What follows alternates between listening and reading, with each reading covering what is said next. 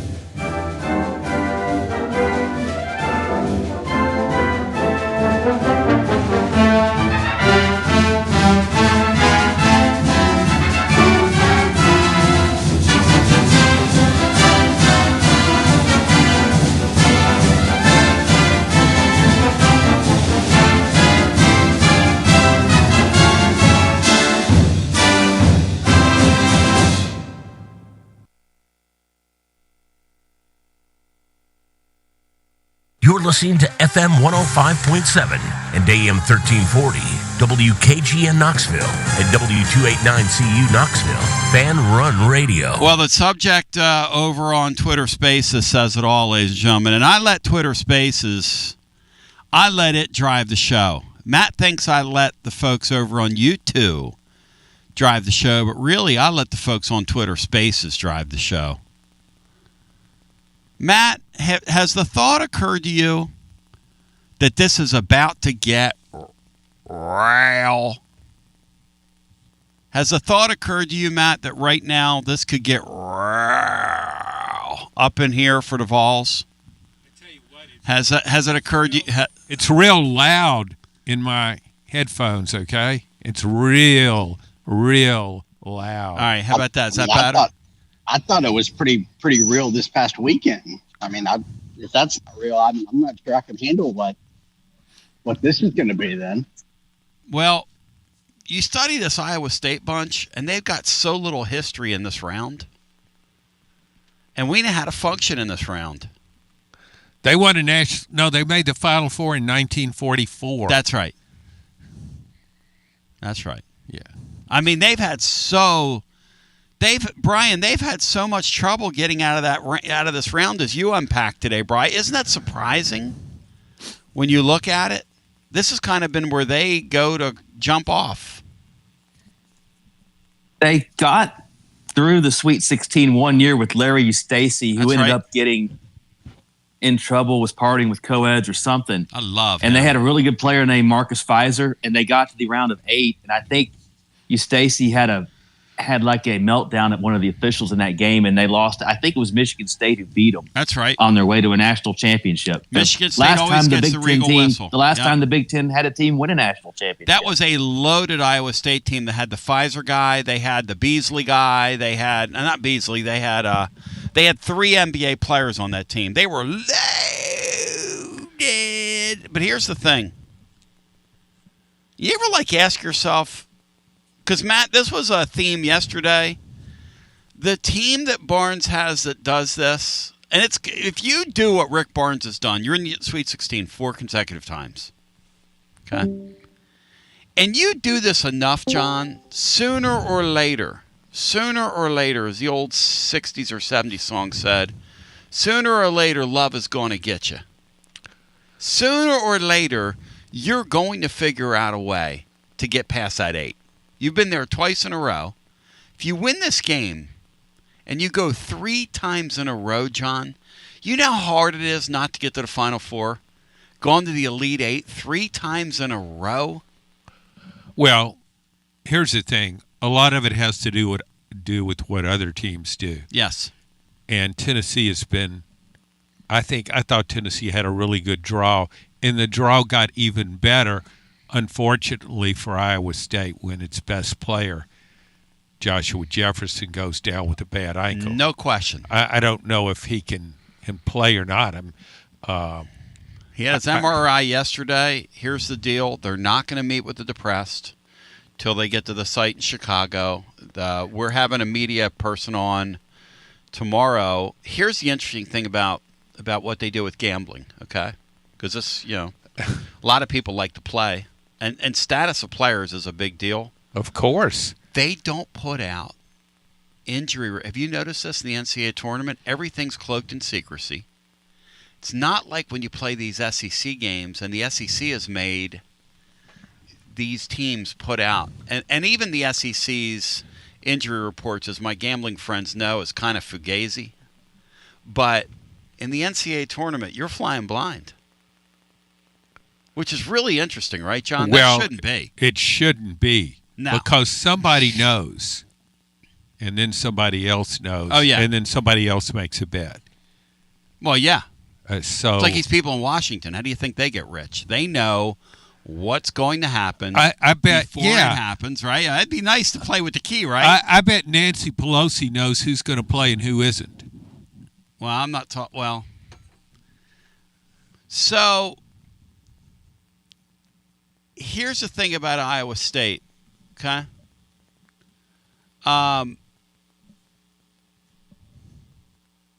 They're not good in this round. And this has been a basketball team that most of us can't stand. That's an overstatement. That's an overstatement. John, they won the game the other day. Have you ever seen a team unravel from like the 8-minute mark to the 4.5-minute mark before Barnes took that time out? Well, I think, but that's who they are. It's just they're crazy. They're wild. They're wacko. Most teams play in spurts, Tony. Come on. Matt, are these guys a little more guilty of it, you think?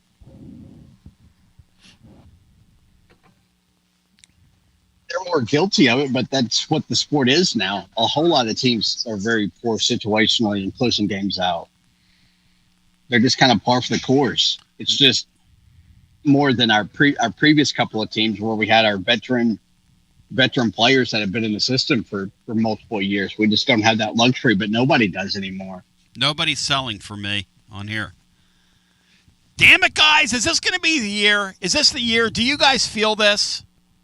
Do you feel that come Sunday, or we'll just do the Jimmy Buffett song, come Monday, gonna be all right? Come Monday, John, I'm going to be holding you tight. Come Monday. You're not holding me. Well, I'm going to tell you right now, No, it's not happening. I've spent all these lonely days in my brown Knoxville haze, and I just want to get to the Final Four. I just want to say that one time that my alma mater is singing, dancing, is there, is alive after this weekend. Just one freaking time. Well, again, Tennessee has a path, and the Iowa State injuries is very crucial. Yep. Then you look ahead, it's Alabama versus Michigan. Alabama could go out there and make 15 of 33s and shoot down Michigan, and Tennessee would probably beat Alabama in the Elite Eight. Here's the thing about it. I don't hide from it.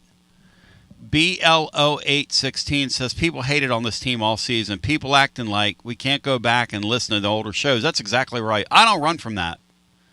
This team urinated me off all year. This team's been maddening. This team's been bizarre. But these guys are right. The sport of college basketball right now, you watch Arizona, you watch some of these allegedly great teams. We're a pretty good team this year. You watch some of these allegedly great teams, and they have trouble finishing games. Now, Iowa State the other day, they had a sprinter's kick against Kentucky. They smothered and covered them.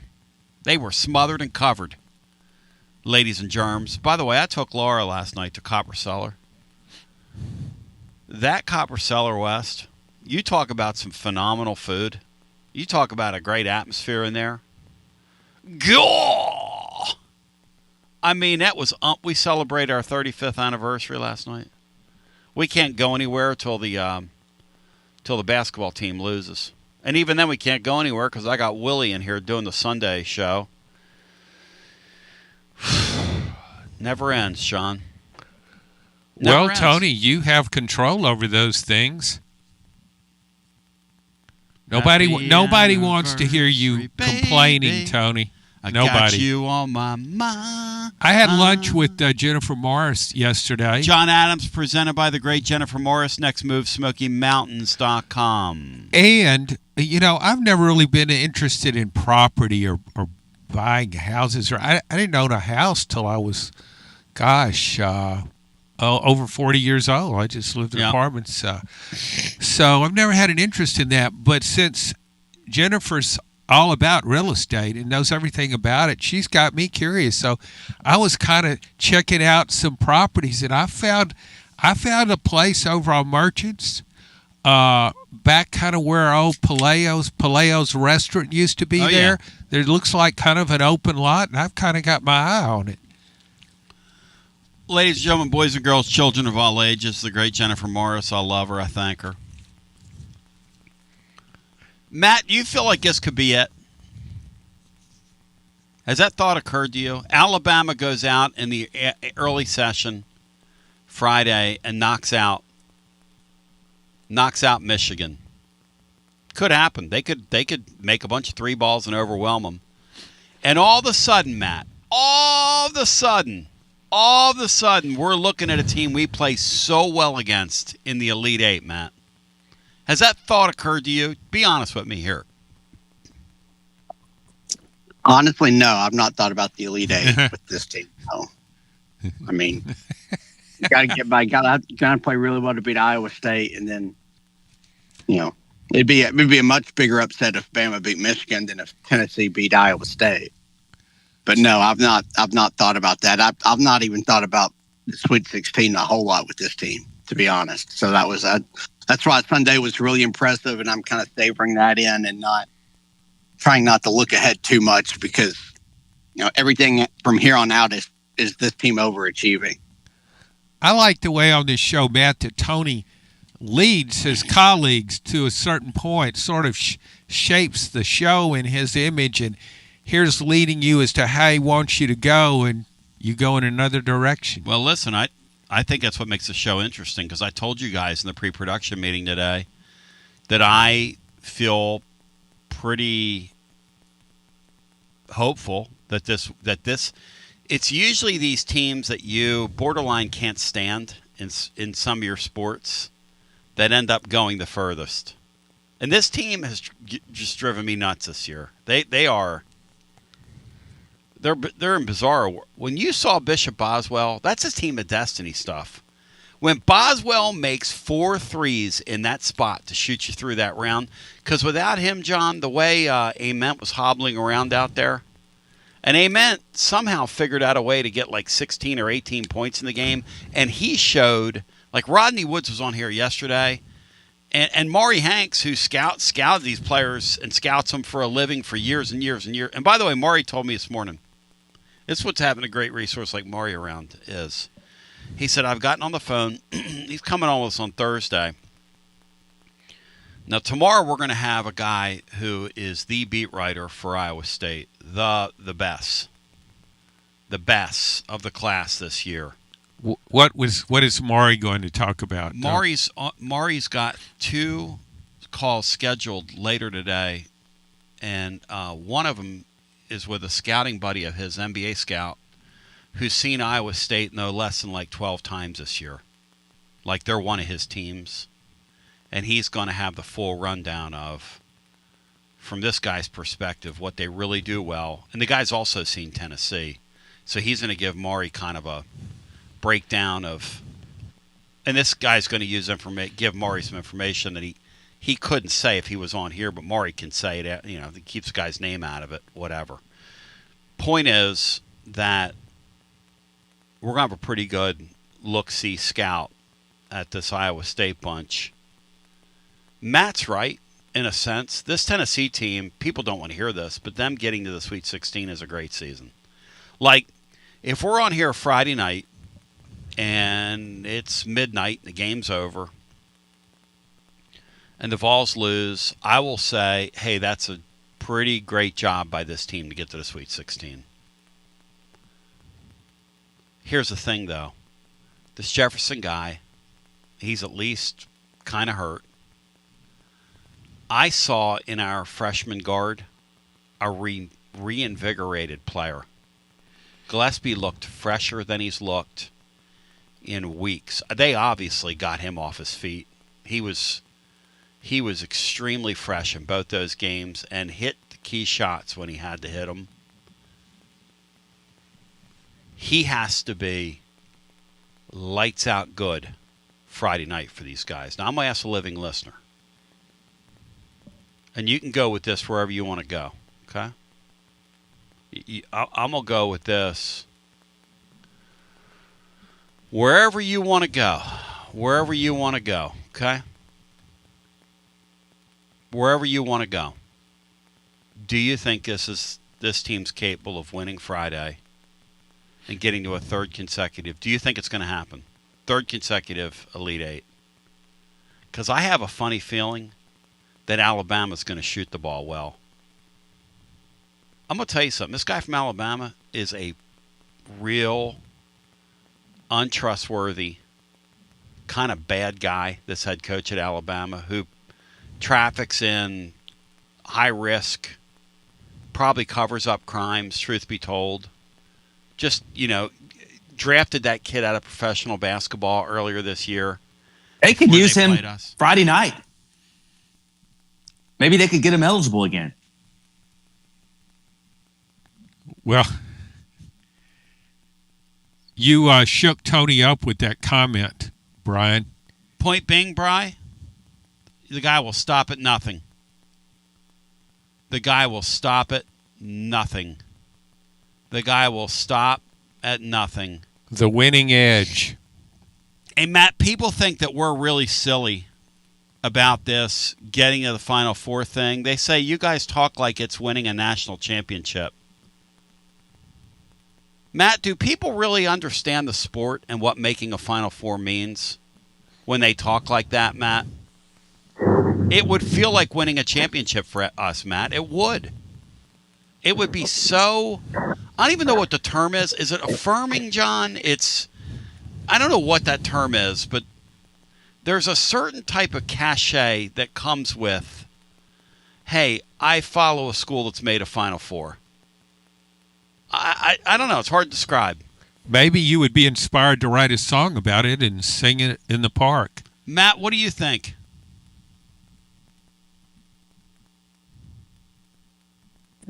No, it's just really difficult to do.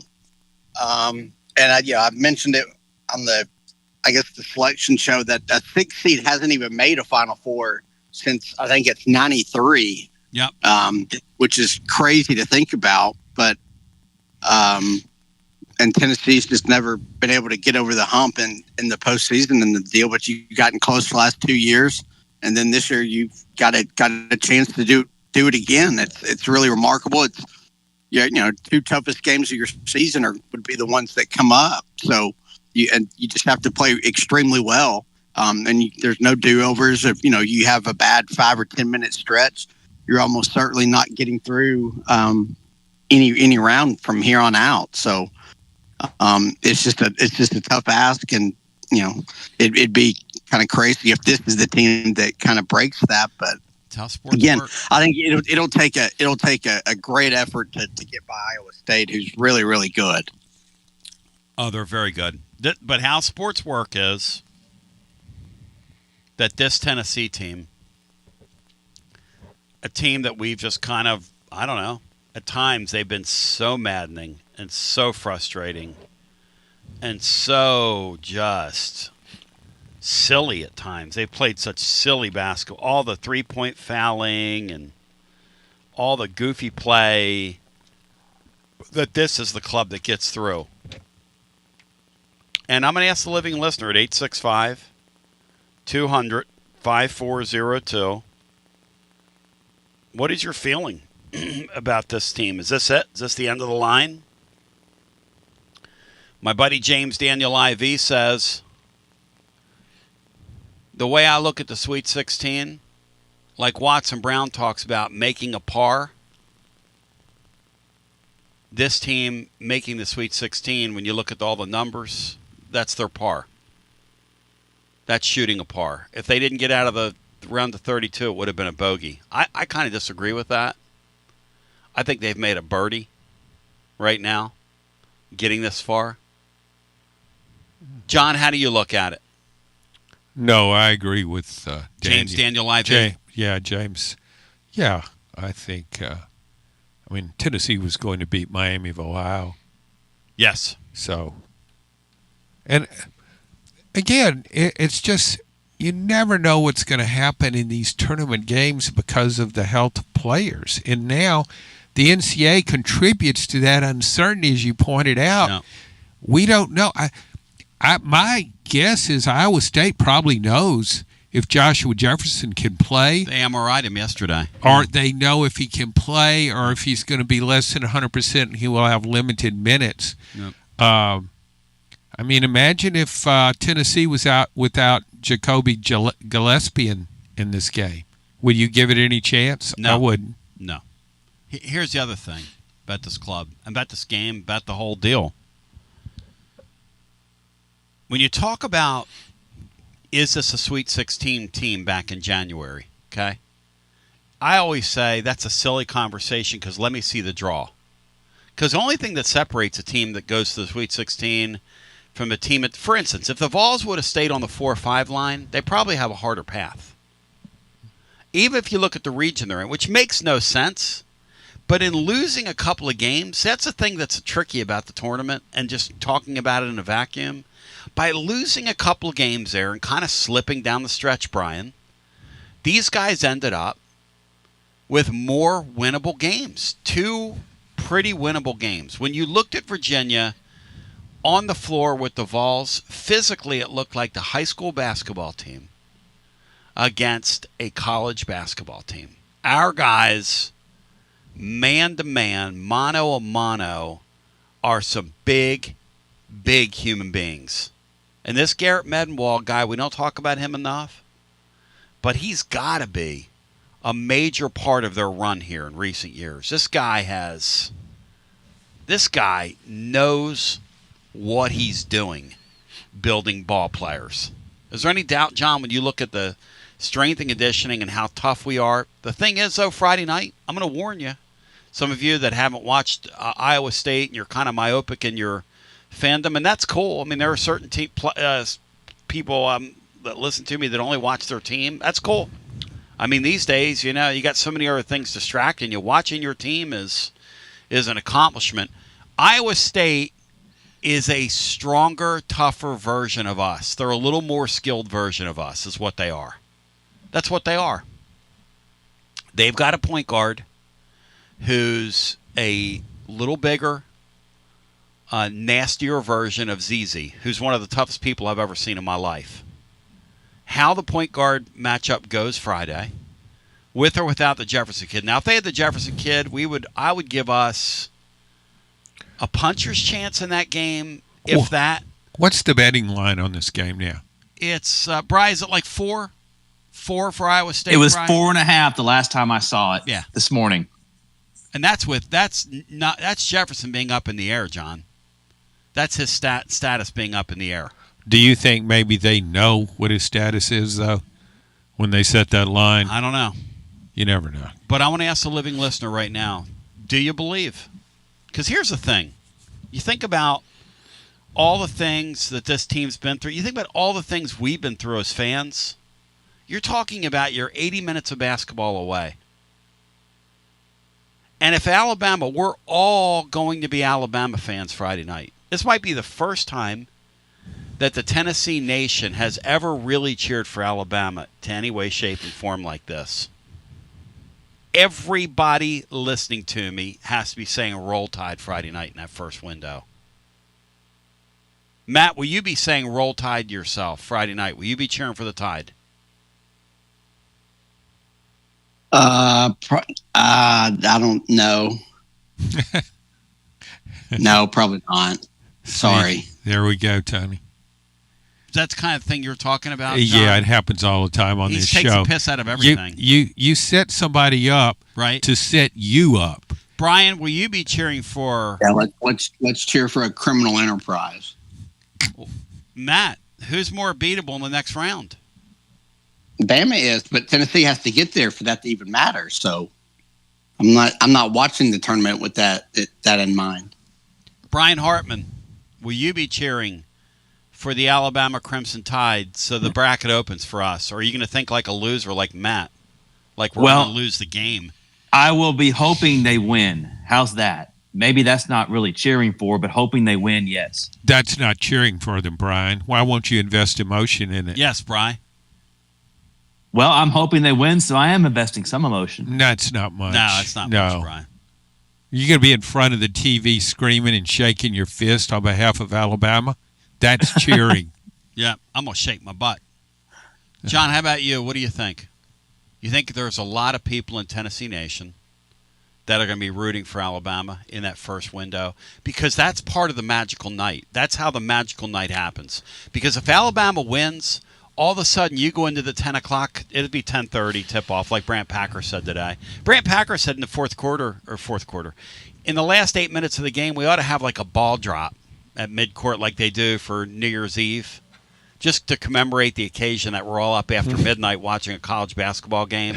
Have a spring ball drop. Tony, one thing is I've all my years here. Yep.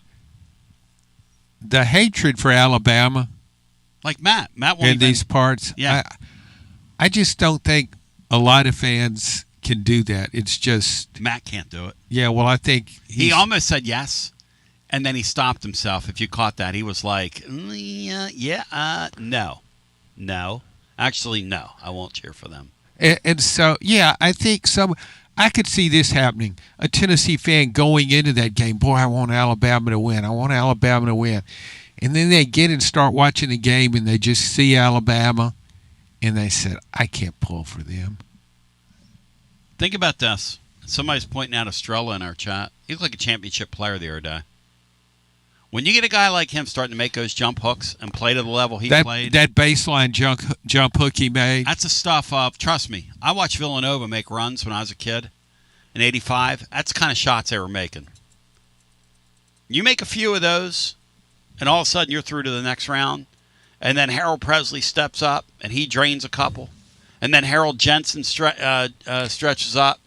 And then Ed Pinkney goes for 49. Ed Pinkney, that's the one I remember. I covered that team in a regional. It was D. a great Wayne McClain. How great was that team? Yeah. Wow. And one of the all-time greatest games ever to win the championship. They shot 72% from the field against Georgetown. I thought they shot better than that. And it went to the last possession. It went to the last play of the game. Imagine how high of a level college basketball used to be played, John. That's crazy. I do think, though, the college basketball is trending upward. It's a very good sport right now. This has been a really good season. I've enjoyed this season.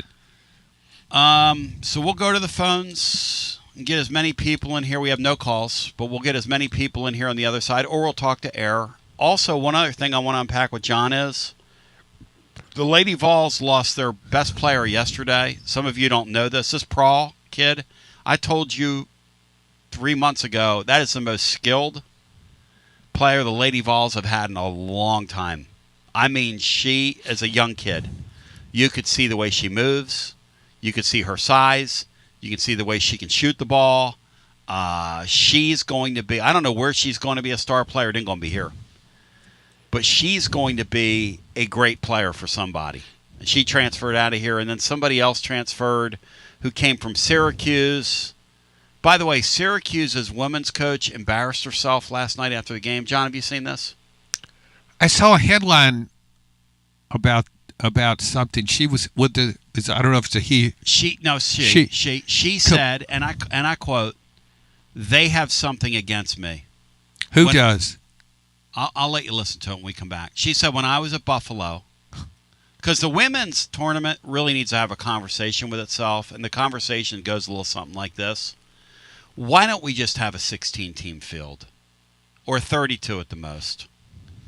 Because literally the term baby seal clubbing is applicable to that. Laura and I last night, after coming back from Copper Cellar, we're just kind of sitting around, and you sort of let your food digest. I'm working on the blog. She's flipping around looking for a women's game to watch.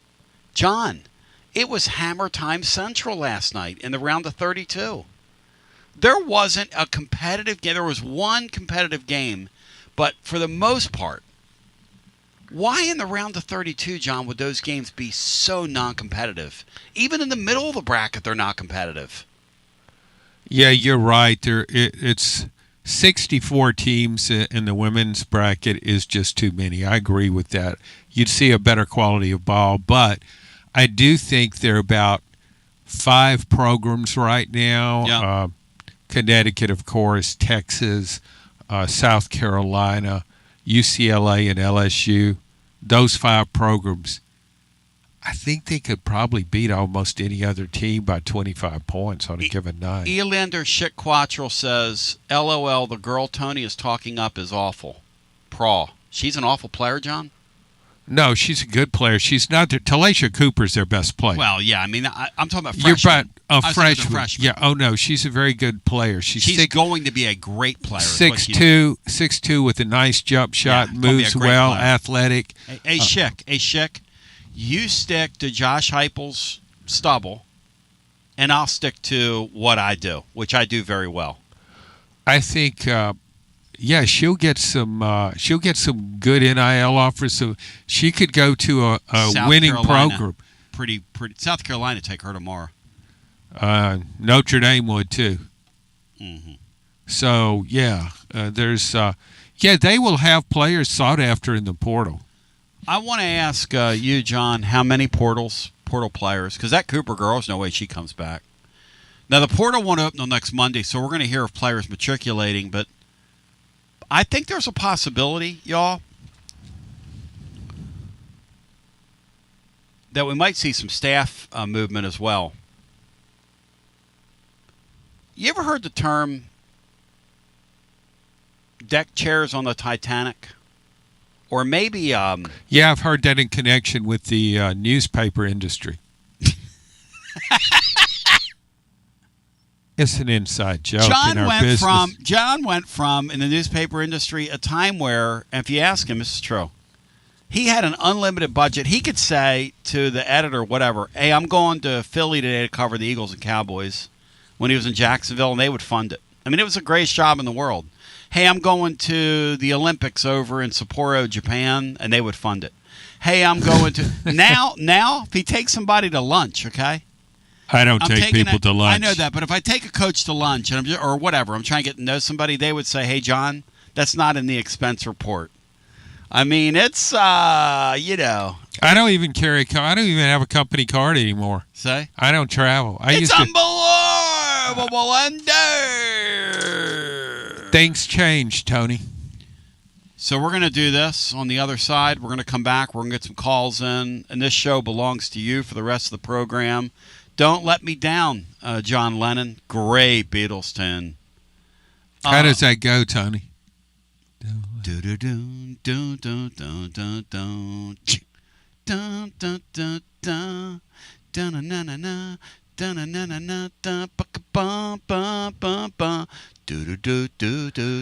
I don't really like it that much. When it's time for your next move, you want to get your precious belongings from point A to point B with your peace of mind intact. That's why you need to call my friends at Gouffon Moving and Storage, East Tennessee's moving legend. Gouffon Moving and Storage has been helping East Tennesseans move since 1887. That's 138 years. 5 generations. That's even longer than the Dooley, Jones, and Pruitt era combined. Gouffon Moving and Storage are pro movers, serving Knoxville, surrounding areas, and interstate moves too, both residential and commercial. And we'll provide you with personalized service that other corporate movers simply cannot. We know how to move all types of items. We pay careful attention to our clients' valuables. Your satisfaction as a customer is our absolute priority. As the oldest continually owned and operated family moving business in the United States, when it's time for your next move, it's Gouffon Moving and Storage. And storage, it's secure and vaulted. Our newest offering king of commercial storage logistics. We offer receiving, storage, and delivery services for all your business logistic needs. See more at Gufon.com. That's Gufon.com. Or check out the link at tclub.team. When it's time for your next move, East Tennessee's moving legend, Gufon Moving and Storage. Life never stops moving. And between the 30-minute commutes, daycare pickups, weekly soccer practice, Tuesday night yoga, X number of coffee runs, and that weekend trip to Grandma's, you're racking up the miles. What you need is a tire that can keep up. A tire designed for doers. A tire that's going to last. Like the exceptionally long-lasting Michelin Defender tire. With an 80,000-mile warranty and the safety and comfort you expect, you can forget all about the miles ahead and focus on getting to your destination or conquering your to-do list. Fleet Tire, I-275 exit 1B at East Woodland Avenue in Knoxville. That's Fleet Tire, I-275 exit 1B at East Woodland Avenue in Knoxville. Fleet Tire. Inward Half is committed to the game and the memorable moments that happen in between. From the tee box to the tailgate, from the green to the big game. For the first birdie with Dad, the first big win with Mom. Friday night lights, Saturday superstitions, Sunday traditions. Fall into the comfort and unparalleled performance of Inward Half. This fall, enjoy the walk-in. Are you tired of hiding your smile because of crooked teeth? At Knoxville Smiles, we've got the perfect solution. Invisalign. No metal, no wires. Just clear, comfortable aligners that straighten your teeth without anyone noticing. Eat what you want, smile with confidence, and see results in as little as 6 months. Call us today for more information about Invisalign, 865-539-1776. Or just visit us online at knoxvillesmiles.com. Smile brighter with Knoxville Smiles. Fan Run Radio, where Big Orange Country comes to talk sports. Start your morning off with your daily dose of talk sports with John Reed and Cody McClure from 8 to 11. Then it's Tony Basilio from 11 to 1. The Playbook with William Pattison from 1 to 3. And The Drive from 3 to 6. It's 10 hours of hard-hitting local sports radio every day. Out-of-town law firms have been swarming into East Tennessee lately. From Memphis, Chattanooga, and Birmingham, they've stormed into the area. Wouldn't you rather do business with a local firm? You know, a true neighbor. Marcos Garza and the pros at the Garza Law Firm are just that. There are neighbors and friends that support local causes year-round. The Garza Law Firm works to serve you professionally on criminal matters, injuries and accident matters, and Social Security and disability filings. The Garza Law Firm is here for you at garzalaw.com. The Garza Law Firm. Let us help. Start the new year with comfort and savings from Pipe Wrench Home Services. Tired of high energy bills and constant heating and AC repairs?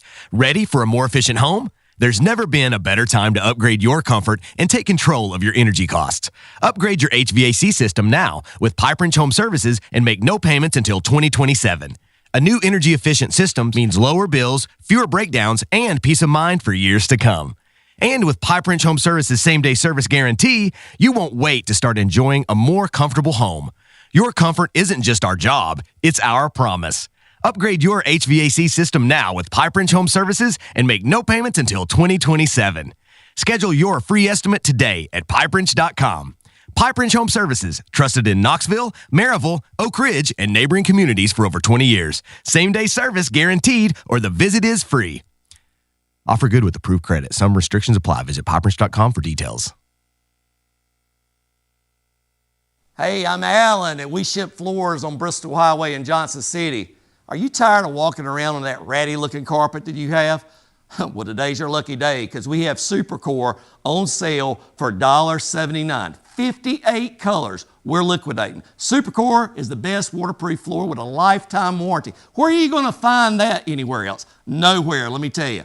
$1.79 lifetime warranty. Come on down to Bristol Highway on your truck and trailer and let's make a deal. Gotta love this time of the year. Hoops here, home runs over there, and you've got to get your Tennessee on. And there's only one place, the best place to shop for your officially licensed Tennessee volunteer gear, Alumni Hall. Hands down, the best store for Vol fans. They've got the latest and greatest apparel for the entire family. Hats, man cave items, decor, and more. Get your Vols grill cover, a plate for your burgers, and of course, that chef's apron for all that outdoor grilling this spring. And accrue those rewards and watch your balance grow online or on the app. We'll see you at Alumni Hall and alumnihall.com and G to the B to the O, Alumni Hall. TB back with you, 865-200-5402. As we welcome you back, the phone lines are absolutely dead, so I guess I didn't capture anybody's attention.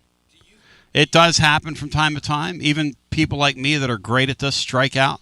Is my sound, can people hear me now, Tony, if you turn that down? Yeah. I told you to leave that open. Well, not during breaks. I can't leave it open, sweetheart. Why not? And don't call me sweetheart. Why not? All right. So I want to play this for you. Syracuse has a coach. And I want to just go around the room, and I want Matt to tell me what he thinks of this and Brian to tell me what he thinks of this. This is one of the more, 2026 things that we've ever heard. Because generally, if you play in the NCAA tournament, you're playing in a tournament.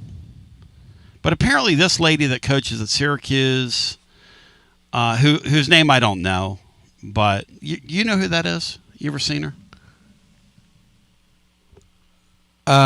Yeah, I've seen her before on TV. She coached at Buffalo. Coach Yo. No, that's the coach at Ole Miss. Is there another Coach Yo? I don't know. Okay. But she coached at Buffalo? Yeah. 865-200-5402 if you want to join us. John, your hypothetical is what? Go ahead.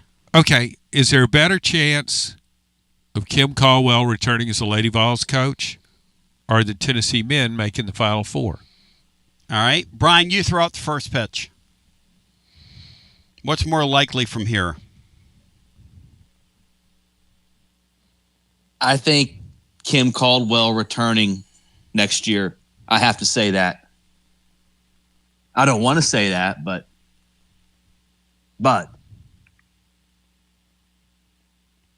I do think Kim Caldwell, the whole thing's just been a total mess. And even, how do I put this? Even since their ouster from the tournament. Like, I would like to tell you that I'm hearing that they've gotten control of things. John, do you think they've gotten control of things? She's gotten control of things? No. No. In a word, that'd be.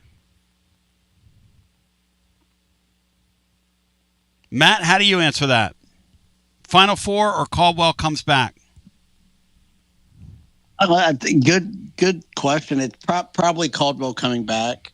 I don't think Danny White would admit a mistake of that magnitude after just 2 years. Here's the trick, though, and I said this. In this portal era, you at least, in theory, can flip your roster and turn things around in a year, in theory. I think there's a better chance of the men making the Final Four. God! Why? That's surprising you would say that, because I agree with Matt. Danny admitting, here's the thing, though. Danny might not have to admit it because the writing might be so on the wall after these coaches leave that this might be just, they might just have to look at her and go, hey, you're really sweet. Go ahead. No, the issue would be if you're an NIL contributor, yes, why would you contribute to that program at this juncture? That to me would that would determine her fate. If nobody wants to pay in, yep, then you can't get players in the portal, and they will have to get players in the portal because they're losing players to the portal. The cues of it all, okay? The cues of it all is what I want to focus on right now. Syracuse last night. Brian, what was the score after one quarter in that game? Do you remember? It was 65-12 at half, and then they played to a stalemate in the second half because Connecticut won by 53. 65-12? Yeah, we turned it on for a second. Gino 65-12. Gino Adams said after the game, he said that only one time in my career have I seen my team play like that. He said I've never seen my team play like that since I've been here. And when Gino says that, because Gino doesn't, he's not a word mincer. He says we were about as in the groove on offense and defense. He said we did not take a possession off in the first half against these people. They had zero chance. That's what he said. That's what he said. Imagine your team being that good that you just say, my opponent, they just had no chance. Like 65-12. That's like 25 or 6-4. What in the world? 65-12. And here's what Syracuse's coach, who really is, I got to say this about her. I don't know her name, and I don't want to know her name. But and Johnny, after you hear this, you're going to know why I'm saying I don't want to know her name. Matt, have you seen this? Because she's a serious competitor. No, I have not seen this, and I have a theory why you're not getting phone calls too. But I'll save it. That was harsh. Well, now we got 3 lines currently on hold. There you go, Tony. Way to stick that in your pipe. Way to wheel and deal. In your negative wet blanket pipe. Tony, put that in your pipe. I know you like your pipe to build up to drama, but let's go ahead. Let's go ahead and hear the Syracuse coach. I'm curious. This guy to touch my heart and help me speak kindly about this opportunity, but also have a responsibility. And when I tell my players to woman up, I think I have to do the same thing. And for us to be coming from a 12 and 16, 18, whatever season last year, okay, let's judge me on this season. For us to do what we've done, to continuously have to come to UConn in every single school that I go to, from Buffalo to it's unfair to the young people. I don't know what it is. Somebody said, is there something that they might have against me? If that's the case, then we need to communicate about that. But for us to be what we've done in our body of work, to have to come and play the best team in the country. Gino has this thing going, and he is. I love what he's done, but I thought deserved a little more respect after being in his business for 37 years, and to have to come and be in this particular bracket every freaking year is unacceptable. It's wrong. It's somebody. And if you're on the committee and you've been around for more than a year or 2 or 5 to 10 or 15 years, you understand what that looks like. I've been on those committees to see how it's done, how you can put people on different lines, put us on a tier to 10 line, whatever. But for us to continue to come to Connecticut year after year after year is, to me, it's a personal attack. Because I just think that we're way better than what we performed today. But I think what you're going to notice that everybody that come through, Gino, and UConn is going to get the raft of what they can bring. I just know this team right here had a strong chance of getting beyond this particular level.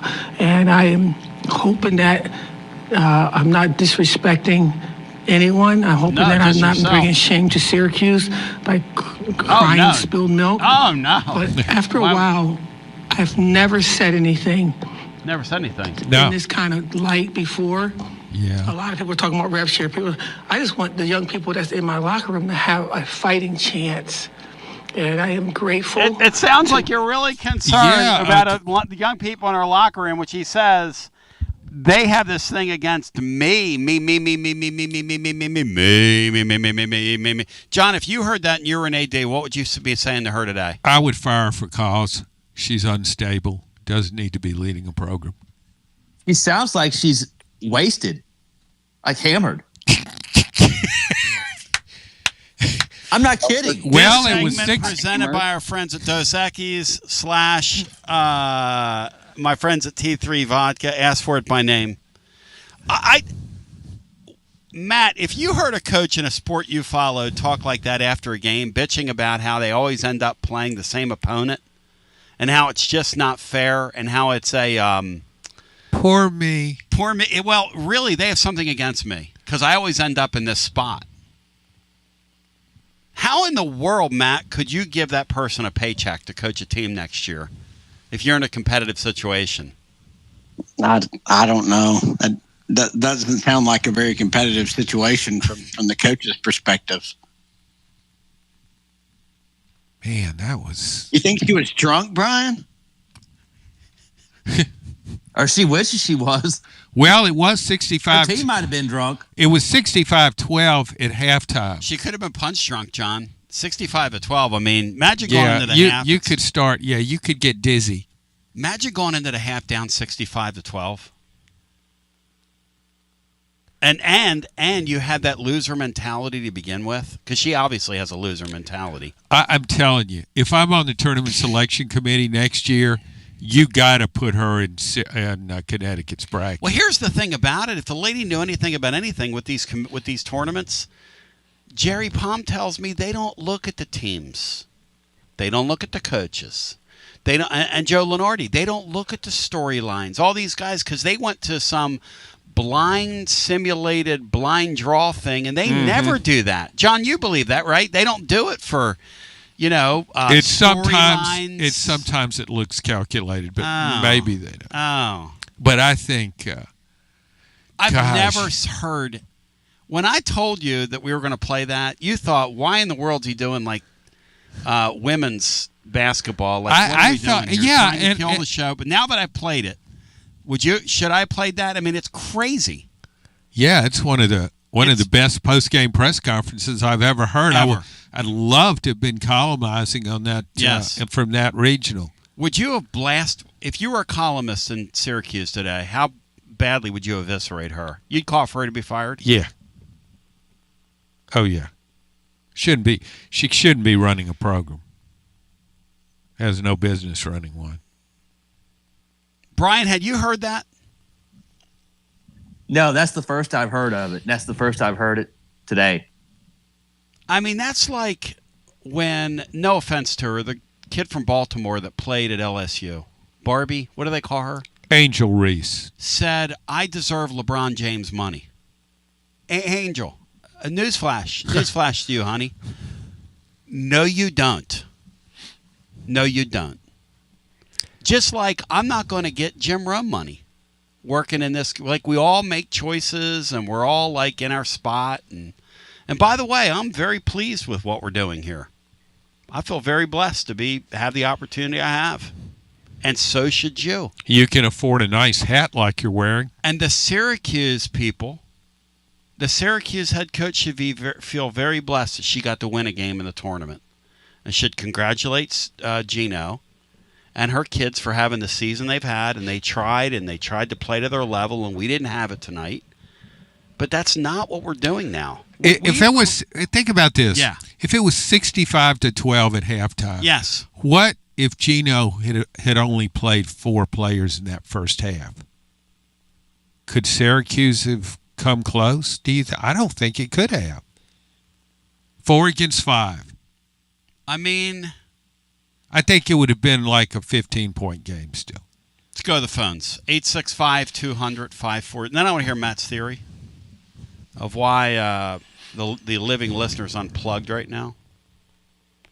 But in the meantime, I want to hear from those that are there, because this is the geophysical year of the caller. The weather's nice outside. It's a beautiful day in the neighborhood. It's absolutely outstanding. As we go back to our phones, and let's see what scintillating conversation awaits us. Hello and welcome in. You're on the air. Hey, what's going on, Tony? You're all right. There's my man right there. Yeah, what's up, buddy? John made me laugh earlier. Sorry. Hey, Ryan, when I saw that thing that y'all have been to the Sweet 16 in like 10 years in hoops. I'm surprised it's been that recent. And you won the Natty. You won the Natty in football at Indiana. Yep. How upside down is this, John? Life is weird. Yeah, it's the world in which we live now in college athletics. Tennessee's gone to the gone further in March for like 7 consecutive seasons than Kentucky, John. In what world? How is that By the way, NIL or no NIL, it's the most important thing in the world to those Kentucky people. Matt Jones said courtside he had to leave so he wouldn't scream at an official the other day. And DeMarcus Cousins came out and said it's high time that we quit listening to Matt Jones. That was DeMarcus Cousins. When Boogie thinks you're ridiculous, you need to re-examine some things. Yes. Tone, to your point, how criminal was that coaching job that Cal did with what was that white boy that went to the NBA that was really good, that beat the Dalton Connect team and Thompson Bowling? Oh, Shepherd. The Shepherd team. They went out the first round. Yeah. I mean, that team was a knee-jerk Final Four pick for a lot of folks who didn't win a game. No doubt about it. And then they had didn't he also in that era have the white kid that's at Miami now? What is his name, Matt? Yes. What's Tyler Hero. I love me a Tyler hero. Hero. Yeah, there goes my hero. That team had a nice run. I think that team made an Elite Eight. I think that's if I'm not right. mistaken. I think that's right. Yeah, they lost to Auburn. But, well, Tone, to your hypothetical, I was going to say Vols men win the next 2, but John's the expert, so I got to lean towards Kim Caldwell getting ask a question, as you like to say, because John is the residential lady basketball expert. Well, no, it's asked a question. And look, I think asked a question. Sorry. I think at the end of the day that because she could get axed, that you would even have that conversation kind of speaks to where we are. Because it's a great either or, and I'm kind of jealous I didn't think of it. Yeah. I don't want to jinx it, but let's assume the men get it done this weekend. A win over a very good Iowa State team. And then let's go for the whole enchilada. We don't want Alabama to win. Let's take down Big Bad Mara and Dusty May's Goliaths. Say? Where would that rank? Because I've been a barnstormer a little bit. He irritates me, even though I love him as a person. Yep. Even I, as critical as I've been, if he does that, that is one of the best coaching jobs since when at the University of Tennessee. If Tennessee beat Michigan, yeah, it'd be the greatest win in school history. It'd be the most improbable win in school history. When you look at them and look at us, I think so. Yeah, I think so. That is like borderline the USA playing the Russians in 1980 in hockey. That's like Miracle on Hardwood material. Well, you don't know if you would even like Syracuse upsetting UConn in women's hoops. No.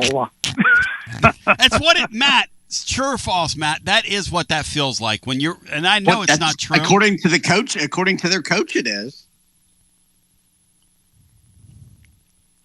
The coach is really excellent. I mean, if he won 3 straight games as a lower seed after winning just one in the previous 39 tournament appearances, I mean, that would be, especially with what this team is, that would be just really improbable. Hey, one of my buddies, it'd be an incredible 2-week run. One of my buddies says to me the other day, Hoosier Ryan, I'm thinking of you, and I'll let you finish your thought, but how could the Hoosiers have not rearranged the chairs so they could get a guy that was Bobby Knight's, a kid that grew up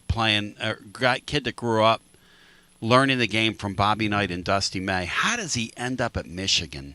How did you guys go another year with the guy you knew? You knew he had zero I'm not rubbing it in. You had zero chance. You knew, and you waited. And you could be on top of the world right now in men's hoops. It'd be the football. We'd be threatening the Gators. We'd be threatening the Gators as the only team to get them both in an academic year. But Tone, if you remember, I called in when the news broke. No, you said it. And I said, that's it. I said, I'm emotionally checked out. I haven't watched a full IU basketball game since they did not go after Dusty and he went to Ann Arbor. But you called it. Tone, and irony of ironies, do you know who was hired a few months later at Indiana University when they failed to hire Dusty May? Kurt Signetti. It's the funniest thing. They're going to make a documentary, and it would be, I mean, the Coen brothers couldn't write a script that ironically funny. But what are you going to do? Out the door, Matt said it. I have been critical of Barnes. Yep.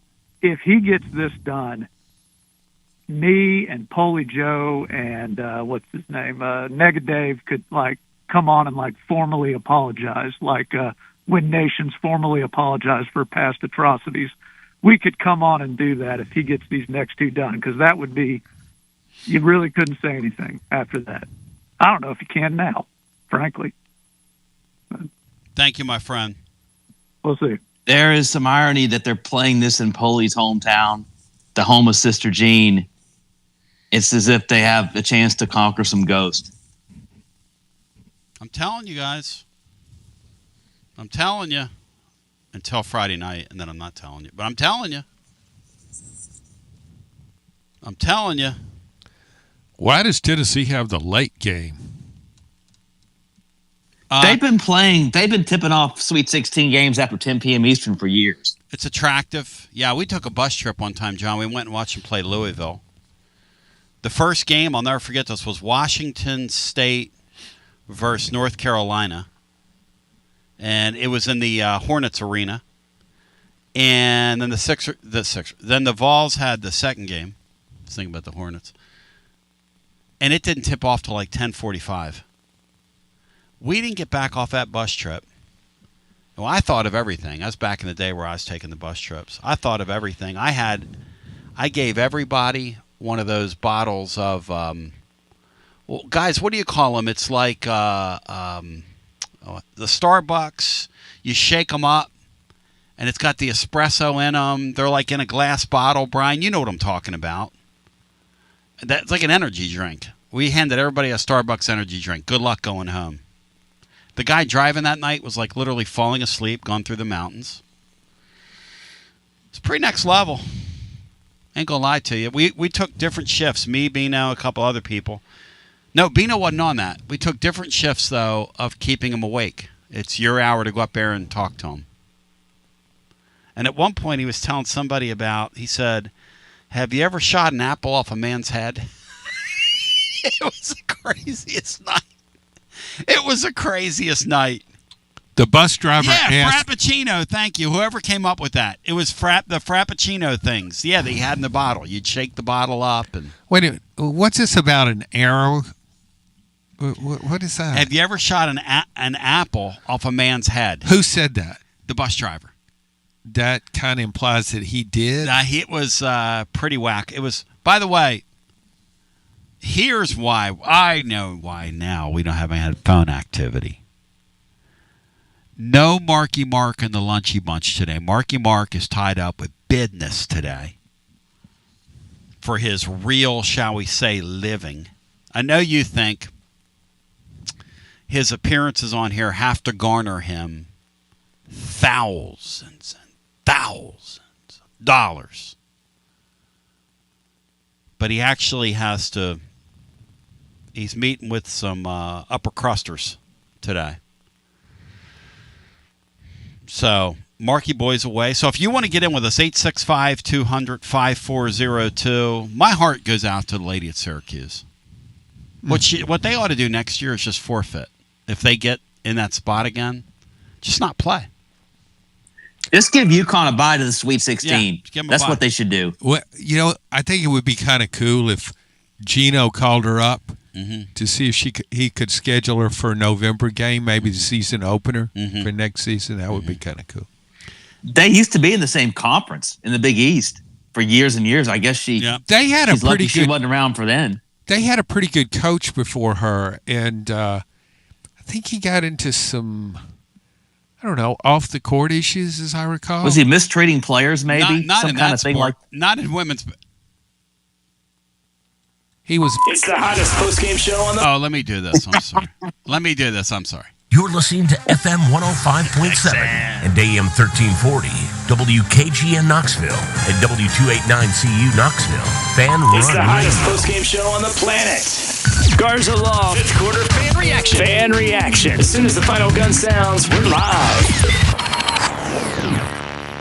Hi, I'm Jim Simpson, owner of Simpson Meats. When's the last time you grilled a really good burger or steak? One your friends still talk about. Our goal at Simpson Meats is to make that happen every time you have a cookout. All of our cuts of meats, steaks, burgers, briskets, and pork are always fresh, flavorful, and sustainably sourced. We are family owned, so we know the importance of knowing how and where your food is raised. We have been putting quality first since 1888. Visit our butcher shop off Lovell Road or online at simpsonmeats.com. Okay, so we really need uniforms and equipment for this season. Can I trust you with that? Cool, I'll just order them online. What? Yeah, I'm going to hop online and I'm going to get them ordered. Hold up, that's not a good idea. We shouldn't just spend money on some random online retailer, okay? I mean, it seems pretty convenient. Trust me, it's a terrible idea. Let me simplify this for you. SM Athletics. Okay, how do you pronounce it? SM Athletics? They're the go-to for uniforms and equipment, whether it's for universities, high schools, youth leagues, you name it. So why wouldn't you rather go with professionals who can guide us through the process, design the perfect uniforms, and deliver the best equipment? Yeah, I guess that makes sense. What's the name again? SM Athletics. Right. It's definitely smarter to go with a company that emphasizes customer service, fair pricing, and, of course, excellent products. Exactly. So, yeah, I guess it's settled then. For uniforms and equipment for all sports, it's SM Athletics. When a dangerous, overgrown, or storm-damaged tree is threatening your home, your car, or your family, don't risk it. Call ECR Total Landscapes, your local tree-cutting experts. From precision tree removal and trimming to emergency storm cleanup, ECR Total Landscapes has the equipment and the experience to get the job done safely and efficiently. Call today to set up your free estimate, 865-384-2012, or just go online to ecrtotallandscapes.com. Josh Collins at Collins Insurance Agency. At Collins Insurance, we strive to ensure our customers receive better coverage along with bigger savings. Our community is important to us. We want to provide exceptional service to our customers. Anybody can provide great rates, great coverage, but can you also get great service? And hey, don't just take my word for it. What's up, everybody? Zakai Ziegler here. My family turns to Collins Insurance Agency for the best service, coverage, and price. So don't just go online and get some random insurance. Experience the Collins Insurance difference. Like he said, experience the Collins Insurance difference. CollinsInsuranceTN.com. CollinsInsuranceTN.com. And hey, their Mama Zizi approved. CollinsInsuranceTN.com. Thank you to Josh Collins and Zizi. One more thing, Tony. Go Vols. Yeehaw! I've been hooting and hollering ever since I started betting with the VIP Play app. VIP Play has more than 200 leagues, every bet type you can imagine, live betting and live hosts, all with 24/7 support from real live people when you need them. Start betting better with the VIP Play app today. Don't be a better, be a better with VIP Play today. VIP Play coming soon. Gambling problem? Call 1-800-889-9789. Must be 21 plus and located in Tennessee to bet. Achillio here, and you know my friends at Carnes Motor Company started with a dream over a quarter century ago. I met Rob and Brian back when I still had hair, and they were working at a huge dealership in West Knoxville. But they told me back then they wanted to sell cars on their terms, and I wanted to do radio on my terms. Their terms, just like my terms, are ultimately your terms. In both cases, you're the winner. A Car Guru's National Award winner with a 5-star rating on all sites, just like our Vols. Everything about buying a car from Carnes Motor Company is no hassle. They specialize in high-quality pre-owned vehicles between the $5,000 to $25,000 range. And if you need to sell a car, they'll either buy your car or they'll help you sell it. Carnes Motor Company also has a top-notch service department. Therefore, every vehicle is rigorously inspected and serviced prior to delivery. So you're guaranteed to get a quality pre-owned vehicle every time. If you need a place for service, they've got you covered. Come be a part of the Carnes Motor Company family and tell them you heard about it from me. Online at carnesmotor.com, Oak Ridge Highway, 1 mile past the Carnes light. Carnes Motor Company. From the sunrise over the Smokies to the Saturday cheers at Neyland Stadium, Knoxville isn't just where we live, it's home. But let's be honest, Finding your perfect spot in a hot market can feel like a full-time job. Whether you're looking for a craftsman in 4th and Gill, a family home in Farragut, or a view in South Knox, the market moves fast. You need more than a listing. You need an edge. And that's where I come in, Jennifer Morris with Keller Williams Realty. And I specialize in helping Knoxville buyers win. I don't just find houses, I find the right fit for your budget and your lifestyle. Ready to unlock your front door? Visit nextmovesmokymountains.com or call me at 865-694-5904. That's nextmovesmokymountains.com. And as always, go Vols.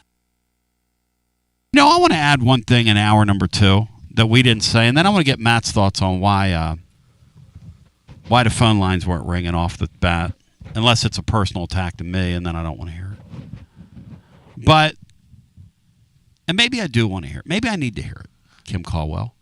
Did you do something wrong? Well, I want to get one thing in the record that, was it Watson Brown last year said? I think it's a sentiment of a lot of people. It needs to be our sentiment right now. It would be a real shame if Rick Barnes is our Moses. He walks us right to the edge of the line there, but never sees us get across the river. He deserves to coach the Vols to their first Final Four. Can I get an amen from you guys? I mean, 4 straight Sweet 16s at this school? 4 straight. I mean, he's had a great coaching career. He's going into the Hall of Fame. He's been to a Final Four. I wouldn't say he deserves it. Why does he deserve it? I mean, you could say that about a lot of coaches. He deserves it. That's what I'm saying. He deserves it. Yes. Does he deserve a national championship? No. He deserves to coach his team to their first Final Four. We've never done it. He's done everything here. He spent weeks at number 1 at a school that before he got here was number 1 for 2 days. They've lived in the top 25. They've broken every kind of record imaginable for winning. They've given us so many tremendous high point highlights down through the years. He's done so many things you can be proud of on and off the court. And you and I were talking during the break. I mean, interpersonally, he'd be the first to admit that he was kind of a train wreck early in his life. Before he kind of put Christ at the center of his life, he openly admits. I mean, he went back and apologized to his players at Clemson. He went back and apologized to some early players that he coached in different spots, Providence, Texas, the way he treated them. I mean, he's just... He must have been a tyrant. Oh, he was a nut. Oh, yeah. Yeah, because Jacoby Gillespie told me when I interviewed him at the tip-off club, he's a psycho. He said he's still a psycho. But he used to be like cussing, screaming, yelling. Now he's just a psycho without the language. I tell you this right now. We deserve it. That's why I felt so badly for my man John Chaney at Temple. John Chaney got to the Elite Eight at Temple 5 times and never got there. Was didn't he threaten John Calipari at a press conference once? Look at how well that's aged. I'll kill ye. Yeah. But he also had a tremendous impact in the lives of so many kids. God, imagine the woke media today if a coach did that. Woke and 40 would want Chaney arrested. John, how did the media deal with that back then? You were in the middle of all that. What would have been John Adams' reaction to that 30 years ago? I would have probably had fun with it. Yeah. Yeah. In Philly, they had fun with it. They love Chaney because he would go on all the shows and talk about the Eagles. You know, he's a Philadelphian at heart, just a total maniac. And the Philly people get that because they know that you don't really mean it. You're just to the boiling point, And that's what people there do. They just blow up. You just get blown up on. I've got that trigger temper behind the scenes. Gino's from Philly, isn't he? Yeah, he is. Gino and Martelli grew up together. Phil Martelli, who I was so proud of seeing his son beat VCU beat North Carolina the other day. How about that Nebraska Vanderbilt game? All the years of covering NCAA tournaments. Yeah. And, of course, I wasn't at the arena for this one, but I've never seen a crowd like that in a second-round NCAA tournament game. Meant everything ever. to them. Meant everything to them. It just shows you if Nebraska had a championship football team, if Nebraska fans had Indiana's team last year. Oh. Are you kidding me? Well, how about this? We've commented on here. They're so in the wilderness, they draw 90,000 for volleyball now. Now, I'm sorry, and I love you, and I love your show, and I love Eve Rackham. Rackham! 90,000 for a volleyball match? But anything that wins, you got it. When I saw 40,000 people show up for Tony Vitello's baseball deal, and he's down there signing women's boobs, I probably didn't even know what sport they play. At the parade? At the parade. Go to the phones. You know, Nebraska's starving. Dave makes a good point. John Chaney had the same problem as Barnes. He was a defensive first coach. That's right. John Chaney's some of his shooting guards look like some of our shooting guards down through the years. Guys that you'd want to get in a snowball fight with. Let's go to the phones. We'll get as many people in here as humanly possible. No Marky Mark in the Lunchy Bunch.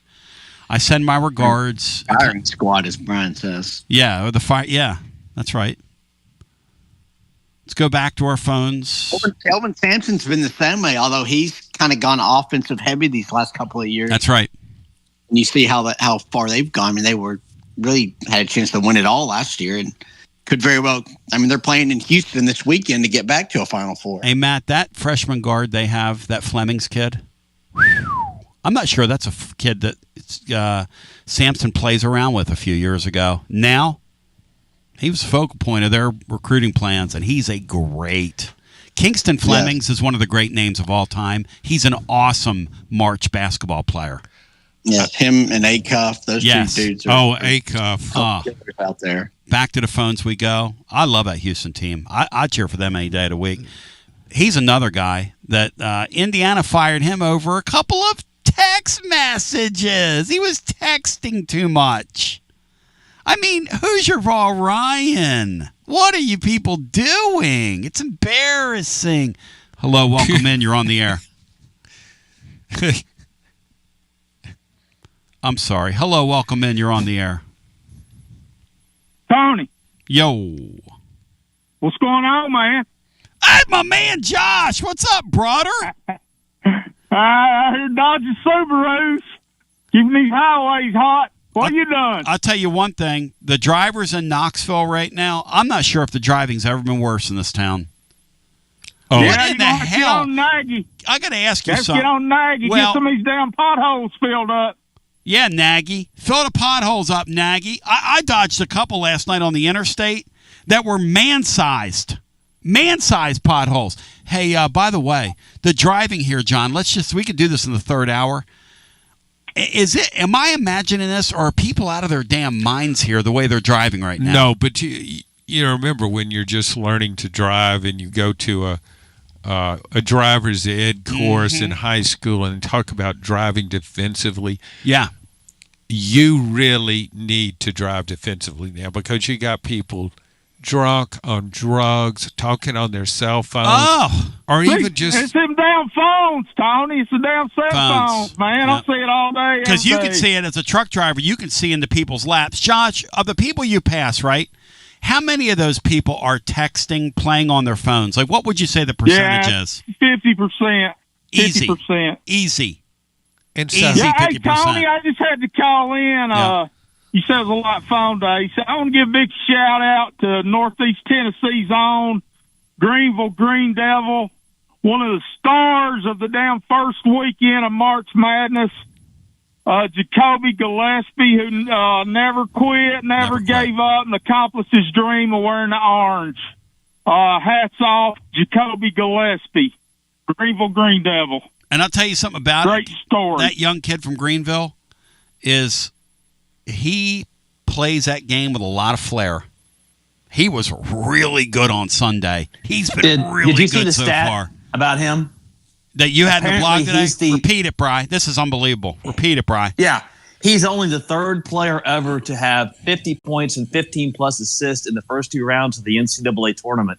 The other 2 were Kemba Walker in 2011, and UConn won it all. The third one was Billy Donovan at Providence. They went to the Final Four, baby, with a 20-year-old fresh face. That's the list. Who hasn't had any work we don't get to the Sweet 16 without Gillespie playing the way he did. No way. It's all gravy from here, Tony. My hat's off to Rick Barnes, as other people have said. Pure class. The guys, when he came here, we fussed because he wouldn't recruit any 4-stars. He's completely elevated the basketball program to all-time highs. Best coach in the history of Tennessee basketball, in my opinion. Hats off, Rick Barnes. I don't think there's any doubt about that. I'd have to put Commissioner Bockwinkel in the timeout. And listen, Rick Barnes deserves, okay, say this with me here, Josh. He deserves to take us to our first Final Four after what he's done here. Yeah, I'm just scared he's going to leave us, Tony. I don't want Dollar Store Danny hiring another gimmick head coach. He's the only real head coach we got on campus now, and I want to keep him as long as possible. He needs to do whatever it takes, give him whatever he wants, and keep him around because Tony, you think he's leaving? No. Gosh, no. Why would I I'm think just saying he's getting older. I don't know. You hear the R-word, retirement. I don't every year he agitates about that. He doesn't have any hobbies. These guys, a guy like him, he coaches till he coaches. A guy like him doesn't have any hobbies. I heard you and Adams talking about the newspaper days, Tony. Yep. Let me give you a story, Adams. Back in late 80s, early 90s, when I got my driver's license, pre-internet, up here on this end, we rarely got to hear about Tennessee sports. So I would drive every day after school to the Wallace News on Broad Street in downtown Kingsport, and they would save me a Knoxville News Sentinel, and I could read John Adams, Jimmy Himes, and all y'all talk about Tennessee football or Tennessee whatever sport was going on, and that was all we got. We lived and died with the Knox News Sentinel and those recruiting magazines that used to come out, Tony. How times have changed, man. Amen to that. Hey, when you went on vacation, turn it off. Well, you can't get it off yet.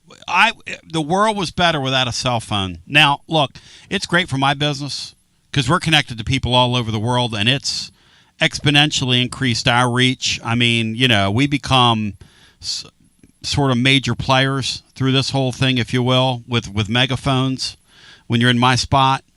But it's had a deleterious effect on our mental health. There's no doubt about it. Always having a phone in your hand, it cannot be good for you. It just can't be. And when you had to work for it back in the day, there was a certain charm about it. The other day, I acquired some old, I'm a USFL fan, okay, for the 3 years they were in existence. But I acquired some old, I'll show a couple to you, John, of these preview magazines. Back then, when you unwrapped a preview magazine for whatever your jam was, man, it was something special about it. Whether it was Street and Smith's, you wrote for those. Whether it was, one year John wrote a piece in the Sporting News for me, or about us when we did the world's longest pregame show for one of these. We talked about the Florida game all off season, and I just thought to myself, I went home that night in my little 1-bedroom apartment and thought, I told Laura, I said, man, we've kind of made it here. We're in the sporting, our show got written about the Sporting News. She looked at me and said, Boy, it would sure be nice to make a little money. I was like, we've made it. You know what I mean? Like, because in those magazines, Josh, remember how much those magazines meant? Or reading about it? Yeah, you look forward to them coming out on the newsstands. That was, you'd make time to sit down and read it page cover to cover and learn about the upcoming season. Loved it. What everybody's got. Well, thanks for buying the paper back then. I appreciate it. It's $4 every now. day, Wallace News and Mountain Dew slushy and a hot bag of popcorn, Adams. Those days are long gone. No more Wallace newsstands, but it was better time. Hey, can we, Tony? Are we ever going to see Ament play like he did that first half against Houston again? Rick Barnes said it the other day, and I was really glad. Barnes. Here's another thing about Barnes. All year long, he kind of wouldn't sell for Ament's injury. He got hurt in December. We kept it real the whole time. Yeah, I love the kid. I'm not down. No. Saying, you're not going to see him. No, you're not. He will not be healthy. Hopefully, till they get to the combine, because that's an injury. You got to get off your feet if you're going to heal that ankle injury. And the kid is so tough, John. That was such a tough display from him the other day. When he came out in the second half and found a way to get to the basket and scored. I mean, I think he scored the first 8 points or so in the second half. It were crucial points. And I think he is so good at finding a way to score. Yep. And he draws fouls. Gosh, has Tennessee ever had a player any better at drawing fouls than he does? You got to ask Matt Dixon about that. In this era, I can't think of anybody. And here's the thing about him. He's kind of spindly, and he hasn't grown into himself yet. He's an 18-year-old kid. He is injured, and he's playing the contact. That's how he scored his points the other day. He's injured, and he's doing it. I mean, and he kept grabbing his ankle. Josh, you and I, we're pretty old school, and we bitch about some of the new ways. That kid's got old school sensibilities to his game. He's got a mid-range game. He's got he's extremely tough. He's extremely team-oriented.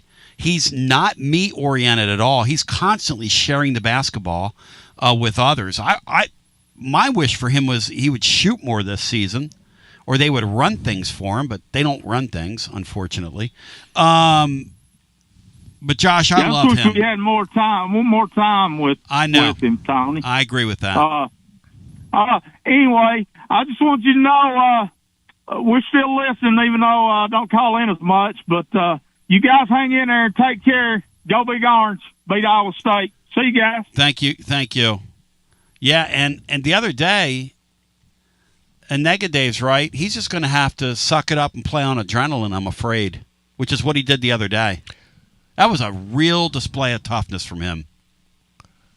I wonder, they're working on his ankle, rehabbing it all the time, but I guess still it's the rest that's required to heal that. So and they're keeping him off his feet. But so then we go back to Iowa State. I mean, who would you – okay, think about this. Yeah. You'd rather be in Tennessee's position with Nate Ament hobbled and all than you would be in Iowa State situation with Joshua Jefferson, because Advantage falls. Yeah, he had his foot in a boot. Plus, the thing about Jefferson is right now he's a better college basketball player than Ament. Now I'm talking about college basketball. Yeah. He's a guy that can play 1 through 5 for him. He can guard all those positions. He's their leading rebounder. He can do whatever he wants to do out there. Man, that's a huge loss to them. Creates such an opportunity for the Vols. I had Iowa State going to the Final Four before he got hurt. That's a very credible pick. If he's healthy, that's a very credible pick.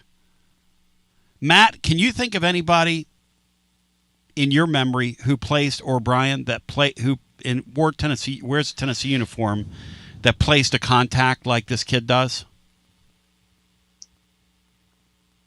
Not from the guard spot, not a guy you can give the ball to really anywhere in the court and they can draw fouls like that. I mean, Grant Williams was really good at drawing fouls, but he was basically almost exclusively a post player or from the elbow. Shout out Coach Dykes when he was here, but not a guy you can just give the ball to and they can go attack. No. I think Lofton became the type of player that instead of just shooting, he drove to the basket later in his career. And I think maybe he drew some fouls. Maybe if my memory's right, maybe it's not. It just seems that he did. Those play-to-contact guys are my favorite players. Like, for that reason, Andrew Toney's my favorite Sixer. Do you remember him, John Andrew Toney, 40 years ago, that could shoot the basketball with the old Boston Strangler, they called him? And yeah, I remember him. His career was ended by bone spurs. He played at Louisiana Lafayette. He sure did. Yeah, small school kid. Yep, small Louisiana. This is probably before your time. You don't remember Raging Cajuns. You don't remember Bo Lamar, do you? You wouldn't remember Dwight Bo Lamar. Bo Lamar played in the ABA, right? Yeah, but he played at USL. But that was before the 3-point line. Yeah. And he shot repeatedly 25, 30 feet. Hey, we had a discussion last week. It was on here about the zone defense, and then the way the NBA is trying to figure out what to do about the 3-point line, because they're making a mockery of it at that level. Like, everybody's just. You watch one of those games and the skill level, there's just no mid-range. Every game looks the same, and they know it's a problem. So they've got to figure something out. Well, I think the problem is the athletes are too skilled for that sport. Yes. They've transcended the game. Right. So they're so talented. They're talking about making a 2-point basket a 3-point basket and a 3-point basket a 4-point basket to overcome that because what? The Athletic's got a huge story on it. They've commissioned a board. Another thing they're talking about is no more corner threes because the guys are too skilled. You can't do that. Sure you can. You can do it. Corner threes are the hardest 3-pointer to hit as far as I'm concerned. That's the toughest one. It's not what Maury most difficult. They're the easiest by the numbers, That's Brian. exactly right. And Maury said it the other day. What game, Matt? Was it the Iowa game we were watching? Iowa. Yeah, the Iowa kid. Maury said out loud, when you let a skilled athlete, and he called it run into a 3-ball. In other words, you're running down the floor, and he doesn't even have time to think about it. Those kids are making that shot. In that sport, they call it running into the 3. And Maury was watching it live, and he said, that's horrendous. First of all, why are they pressing? And secondly, when you let that kid catch that ball there in the corner, he said that's one of the easiest shots in the game. In the NBA, they're talking about taking it away. But let's go back to the phone. Why not make the basket smaller? Let's go back to the phones. You mean make it higher, raise it to 11 feet. Or just overinflate the balls all the time. Make the balls heavier. Overinflate the balls, Matt, like they did for Vanderbilt? Like they do for a lot of the tournament sides, yeah. Do you blame the overinflated ball for Vanderbilt's ball not going in, Matt? I think it probably played a part in it, but it was an overinflated ball for all 40 minutes. So I'll make sure I bring it up. I'll make sure I bring it up on Plaster Show today. I mean, that thing was halfway in. Halfway in. Crazy. Nebraska, they had a shot like that against Missouri that bounced out from half court, and they lost by 1, I think. Vandy did, Bri? Yeah, I remember against Missouri they had the same exact. It was. John, do you remember that? Tanner shot it? No. Back to the phones we go. Yeah, I don't remember what I do remember it. I watched it. I don't remember what I had for breakfast today, and I ate the same thing every day. Nick Saban. Hello and welcome in. You're on our Tuesday edition. John Adams presented by Jennifer Morris. Next move, SmokyMountains.com. She Next Level. The lines are all lit up. Hello and welcome in. The Athletic, where dashing Diana Rossini works. And Diana she Rossini. Is dashing, Tony. Diana Rossini. How do you know her? I've seen her on let's see, on shows like Dan Patrick, Rich Eisen, and several other shows. And she is one beautiful lady. Is she a paisan by trade or by marriage? I have no idea, Tony. She's probably a paisan by marriage. Am I hearing some could be background wrong. noise there? Yeah, Titan Spell's watching something on TV while he's tuned in. What are you watching, Bill? I'm watching Bizarre Foods America with Andrew Zimmern. Bizarre Foods America with Andrew Zimmern. What channel's that on, Bill? Yeah. It's on Tubi. Tubi. Hey, Bill, turn it up for us. I want to hear a little bit of it. Well, right now it's on commercial. Oh, well, when it comes back, turn it back up. How long's the commercial break? Well, right now it's 13, it's 11, 10, 9, 8, 7, 6.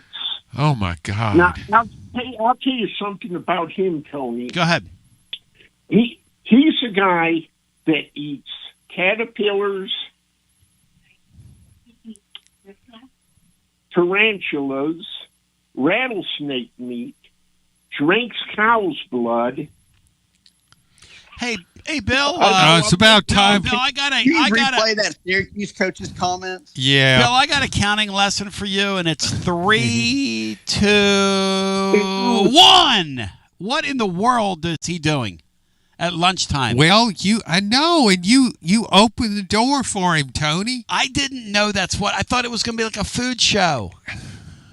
Yeah, it was a food show. I thought it was a soap opera or something. It was Matlock. a show in which nobody wants to eat food while Titan's Bill is talking about it.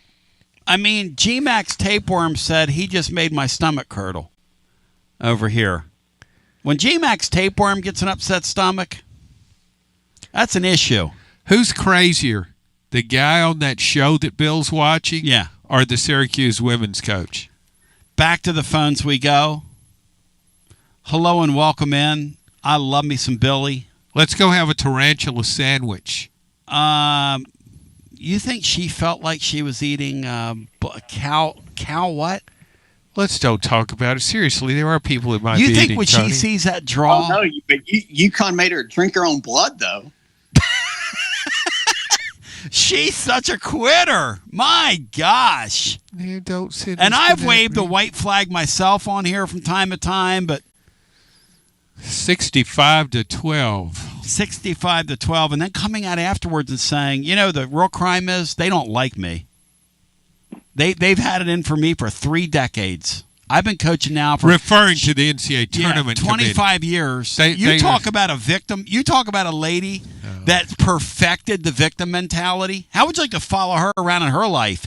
You took my parking spot. Oh, you took that was the last extra large blouse. How would you like to get an fender bender with her? You're going to court. How would you like to be in a relationship with her? Marona Moore. Hello and welcome in. You're on the air. Gino, Adam. Oh, there he is. Right on cue. See, Gino did that to her. So we've had two back-to-back, can I say winners on here? Well, and the coach from Syracuse is kind of a winner too, right? Yeah, I would. I guess some other schools will be coming after her now, won't they? Kiffin's Wreck Lexus says, I'll bet that lady does not return her grocery cart when she goes grocery shopping. Do you think she leaves that cart right in the middle of the parking lot, John? Oh. No question. No question. Hikes it right up on the curb. Yeah. No, she gets her groceries delivered now. No question. And then she probably complains when they don't put the right kind of grapes in there or something. It's not fair. No, why did you do this to me? It's a Why conspiracy. did you do this? You don't like me. Brent TV3 said Danny's going to hire that lady.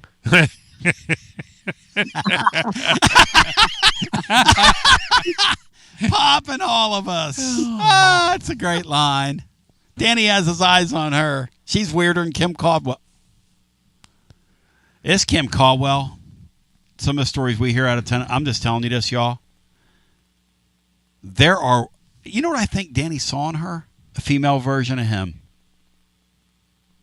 She's weirder than he is. And I'm going to tell you something about Danny White, y'all. I know y'all think I'm hard on him. Let me tell you something. That is one weird guy. You just know people. weird. Like weird. 865-200-5402. Let's John, do you find Kim Caldwell, the things we hear about her, do you find her interpersonal, whatever she's doing with her players and her staff and the whole do you find her strange? Let me quote from a column somebody wrote. Oh, wait, I wrote it. This is somebody sent a letter to you. This is an email. I run an email column usually every week, and this is from, let's see here. A concerned citizen that knows, so to speak. This is Dan. Dan writes, I won't go, okay. She lies about the team and individual issues. She shows no compassion for her team. She walks around with her arms crossed and doesn't have a clue how to coach or motivate a team that hates her. A team that hates her? A team that hates her. She's playing the AD with her BS. Many of us have talked to players and their families and know the truth. I don't know. Read that one more time. Read it slowly. I want to digest that. Oh, God. I mean, why didn't you listen to... Well, it's like you're like that coach at Syracuse. I mean, you're persecuted, you know? Why didn't you read it the first time? I'm listening. Okay, here it is, Tony. Fast. You went fast. Okay, I'm sorry, but I thought your airtime was valuable. You probably have a caller waiting to say something significant. JV said he finds her very nice looking. There's no question she's nice looking. She's beauty of face and skin. She's been gifted. It's kind of the rest of it that's a little troubling. Go ahead, John. This is from Dan. Dan, okay. It's one of my emailers. And Dan knows. She lies about the team and individual player issues. In other words, Janiyah Barker, why didn't she make the trip? We're just going to make up a story and not tell people what really happened. Okay, go ahead. She shows no compassion for her team. It's really unique. Again, this Danny White thing, this self-absorbed, we don't say hi to people, the way we interact with people. Look, people used to call me out and laugh at me and say that's not true. And then Danny White said, I don't talk to coaches. Remember that? So what do you know about this, Elon? Well, it's not my job. Really? I mean, it's not your job? You can't say hi to a coach and get to know him? And that's kind of what that person there is talking about with this poor Caldwell lady, who's got a very interesting management style. Continue. She walks around with her arms crossed and doesn't have a clue. Brian, Tony, are you going to let me finish the sentence? Jeez. She walks around with her arms crossed and doesn't have a clue how to coach or motivate a team that hates her. Brian, when you watch her coach and that Jenna lady does all the coaching, do you find that odd, Brian? There was this game where I think it was Texas. The assistant was drawing up the play at the end of the game that actually didn't work, where it ended up being a turnover. And it resulted in Cooper too much dribbling. They didn't even get a shot up. So here's a great. Yeah, I kind of thought that's a big spot, and you've got your assistant that's maybe not even 30 years old, drawing up maybe the biggest play of the game, maybe the biggest play of your season at that point. Itty Willie just said, I can't wait to hear that one of her players fell over a helmet. That's got to be coming soon, right? Tripped over a helmet. That's Copper Card award-winning stuff. That is excellent. This feels like the Butch Jones thing. I made a Butch Jones reference after one of her press conferences because it did sound a bit like something Butch Jones would say. Yeah, it was the Talasha Cooper, and so where she needed to go get some air. She was upset and needed to get some air, as if they were suffocating there in the locker room. As a faulty vent, and just couldn't get a good breeze going like in there. Legionnaire's disease or something. Yeah, one of those things. So she got some air. That was Butch Jones. That's a great message. Great line, Brian. I'm on Team Molly Miller. I mean, if you're going to do this thing and lean into the beauty of face and skin and your Danny White, I mean, let's do this thing. You know. Well, I think that was somebody's choice when they made a change a couple years ago. They thought, well, there's somebody they should look into. Now, Wayne Emery, Wayne Emery said Basilio calling somebody else weird is like Rosie calling somebody else fat. John, do you find me weird? Oh, yeah, definitely. Well, again, I guess it takes one to know one. Matt, do you find me weird? 100%, yes. It's why you always call every game weird or strange. Yeah, right in your wheelhouse. But I love you for it. You're one of one, Tone. Yeah, but really, when you look at people, everybody's weird in some way. Yeah. I guess what I'm saying about her is, though, for somebody that's a coach and you have to be interactive, she's got a weird, strange, odd way of going about it. Because that's a sport where, in order for me to get you to play to your level, right, I've got to relate to you, don't I? Especially in the NIL era. Now, if it's Bobby Knight and I sign you, and hey, your parents have basically signed you up for this, and there's nothing you can do. Yeah, it's indentured servitude. Yeah, you're stuck. Yeah. That's one thing. In this era, to not have a relationship with your kids, and that is basically her. It's Danny Maid. She's not a bad hire. She's a horrendous hire. No offense. But I thought she did a great job in her first season to win 24 games and make the Sweet 16. Yep. With the players, a lot of the players that Kelly Harper left behind. Brady's T-Top said, do you think they could mend the fences with Tyler Summit?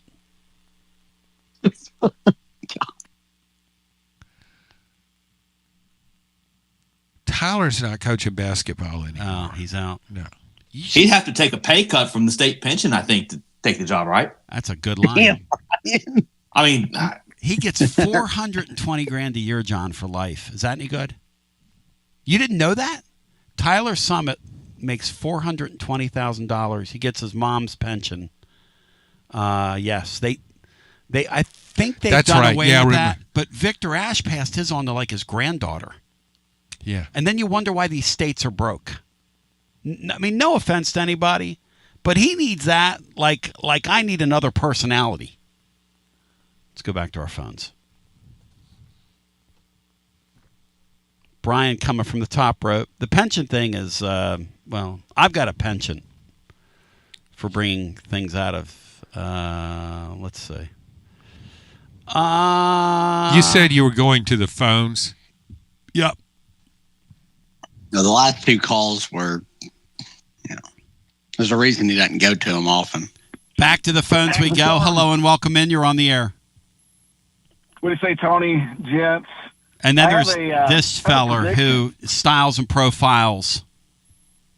I've got a prediction, Tony. You want to hear it? Hit it.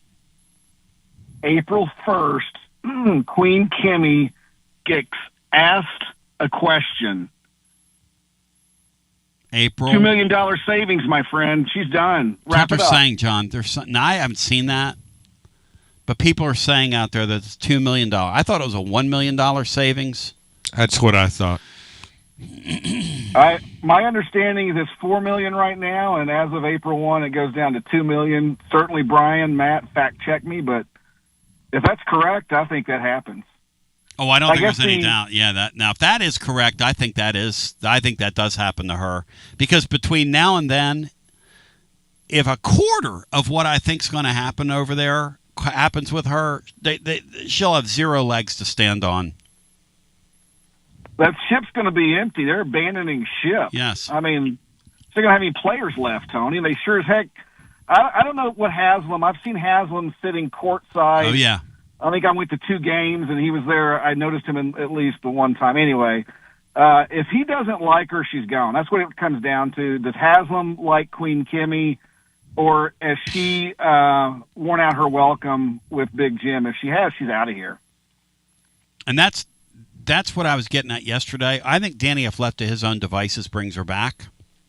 Yep. But I think between now and the next couple of weeks, as we see and John, this is what's going to happen, right? If these players really do leave like we think they're going to, I mean, what is she going to hold up? Candace Parker helped me get a player next season. I mean, okay, then who else is going to play with her? Like, that's where we are. Because you're going to be right back. it doesn't matter how much money you have, you're going to get table scraps or player problems. You're going to be right back getting. Look, the Barker girl, people said was a maniac and not coachable. That turned out to be true. Pretty talented player, though. Very talented. Talasha Cooper, extremely talented, but South Carolina didn't want her for a reason. I still think Talasha Cooper could go somewhere else. She's a phenomenal talent. And be a first-team All-American. Oh, my heart. I mean, look at the neck on that kid. That kid's an unbelievable athlete, man. She's unbelievably skilled. Unbelievable, Andy. Tony, it's like a train wreck. I've talked more about women's basketball this year than I have my entire life because it's just such a cluster over there. It's been so interesting, hasn't it, Taylor? Right? It's been interesting, but probably in the worst possible way. I had high hopes that she came on the scene, as John said, got them to the Sweet 16. But the reality is, there's only about 8 teams in women's basketball that are capable of winning it. That tournament should be 16 folks in that tournament, and they should probably go back to a men's basketball and then lower the goalpost to 9 feet and call it a day. Well, here's what's crazy, right? Here's what's crazy about that tournament. They have a play-in round. Laura accidentally last week turned on their play-in game. John, the play-in game, the heights and weights on the girls in the play-in game, and I say girls, it looked like high school basketball, John. Did you watch any of the play-in rounds? No. Really? No. They were playing to be 11 seeds. You didn't? No. Oh. You want me to go back and see if I can watch it on YouTube or something? Taylor, you imagine them having a play-in round in that? There were 30 people in the stands. I realize we want to be like the men, and it's all politically correct. And listen, it's not. Well, the men playing Dayton, and it's sold hard out. to watch. Y'all had 100 people watching. The game is a bit hard to watch, but these coaches who complain about playing on the road, that it's like have a reality check. You've got to play on the road at a home team to get anybody there. If it was a neutral site, there is going to be about friends and family and maybe 5 other people there. But anyway, Tony, excited about Friday night. I tell you what, though, can we get this game over by 1 a.m. Eastern time? I don't know if that's even going to happen. These late starts, that's the one miss in my mind that March Madness has is they've got to figure out some better start dates. Timing, and maybe make the tournament over 3 days, the Sweet 16 rather, instead of trying to get it all in 2. But yeah, that's a bit late. Tony, last thing on the way out, USC Upstate returning production ranking 28. Yep. They've got some experience. I think they've got 5 players selected all conference, which again that's not the highest level conference. But I think we'll see a decent competition at least for the first couple of innings. And then I would say, Tony, Tegan Coons is going to feel the weight of the world on his shoulders Friday night in Nashville. He needs to go 6 innings plus and not give up the mammoth home runs, have a quality outing where we're going to see someone else there the following week. And I hope Tegan Coons does well. The other difference, people compare him to Chase Burns. Well, this is a draft-eligible year for Tegan Coons. Regardless of what happens, he's likely gone. And Elander saw it, right? He saw how Coach Vitello handled Burns, and that change got them to Omaha. I don't think this team has got the experience and the makeup to make it to Omaha, but they have a chance to make it to a super. I think you're going to see Appy getting a Saturday roll. You're going to see Mack on Friday and keep Blanco on Sunday. And then you're going to have Coons being the high-leverage right-handed reliever, a la Burns. That's exactly what I would do. And then last but not least, Arvidson's going to continue to be a high-leverage reliever. He's my closer. A lot of fun, Tony. Thank you, brother. And I look forward to Taylor's report tomorrow as Matt answered the bell today over at tclub.team. And Brian Hartman's got so many great factoids about the tournament today and so much great stuff. Brian goes in between the cracks, and, I mean, he finds quarters, nickels, and dimes in your couch.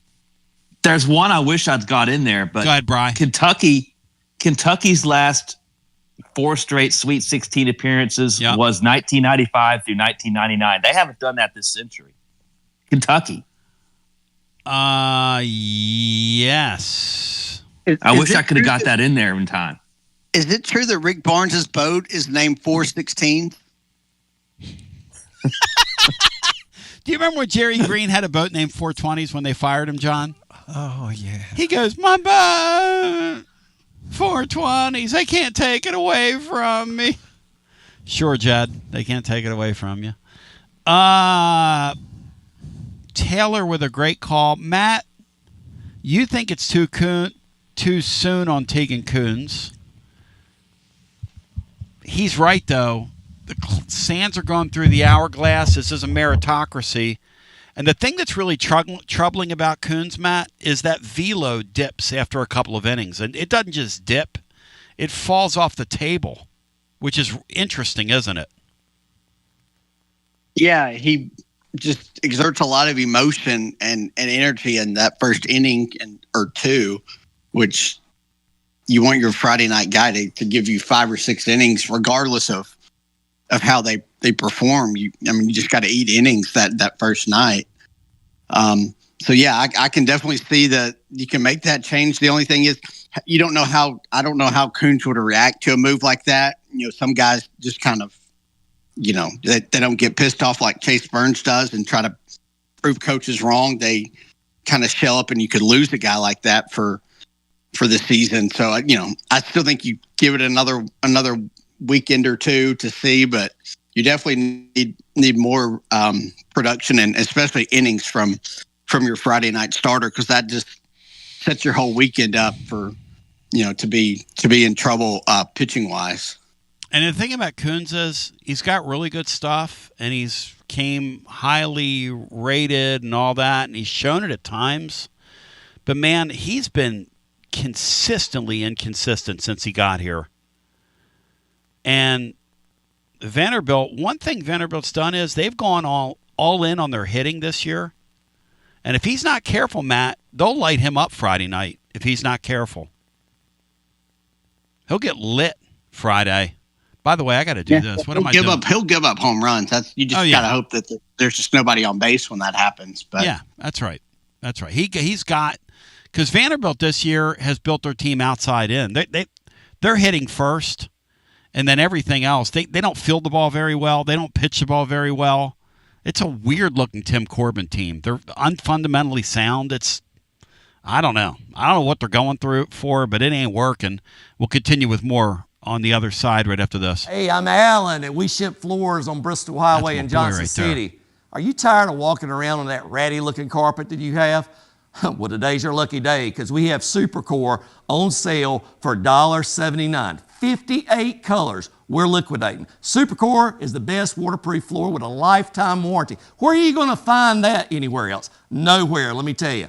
$1.79, lifetime warranty. Come on down to Bristol Highway on your truck and trailer, and let's make a deal. You got to dream about buying some land and building on that land? Well, Waterside Contracting is your ticket. 25 years of making dreams come true, Michael Scott. For hundreds in our area, custom homes or remodels, Waterside Contracting will build on your lot. They do incredible work all over the area. Structural integrity, quality without compromise. It's a way of life with Waterside Contract. Check out the wonderful work Waterside does. WatersideContractingLLC.com. When it's time for your dreams to come true.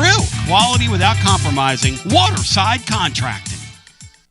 College football fans, Chris Fowler here with the play call. This season, go for Dose with ice-cold, refreshing Dos Equis. It's more than a single play. It's a mindset. Think of it as a 2-point conversion for real life. Taking the risk, making the bold move.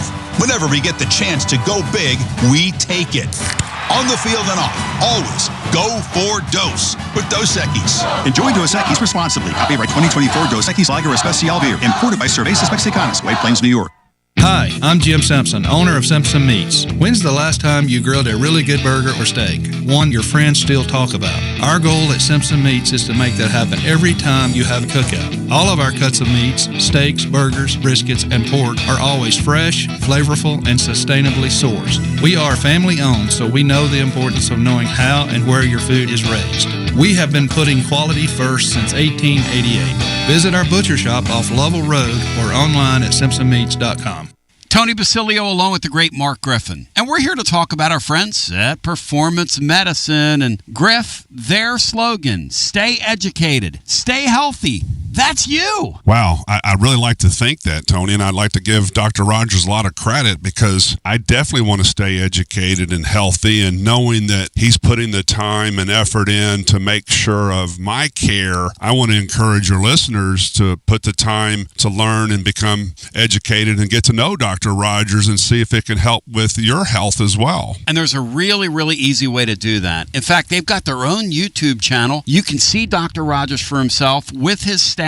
It's called The Performance Medicine Show over at the Performance Medicine channel over on YouTube. Also, more information at performancemedicine.net. To our friends in North Knoxville, a brand new location over in Fountain City, now accepting patients. So many ways to reach Dr. Rogers. And like they say, stay educated, stay healthy. Performance Medicine, online, performancemedicine.net.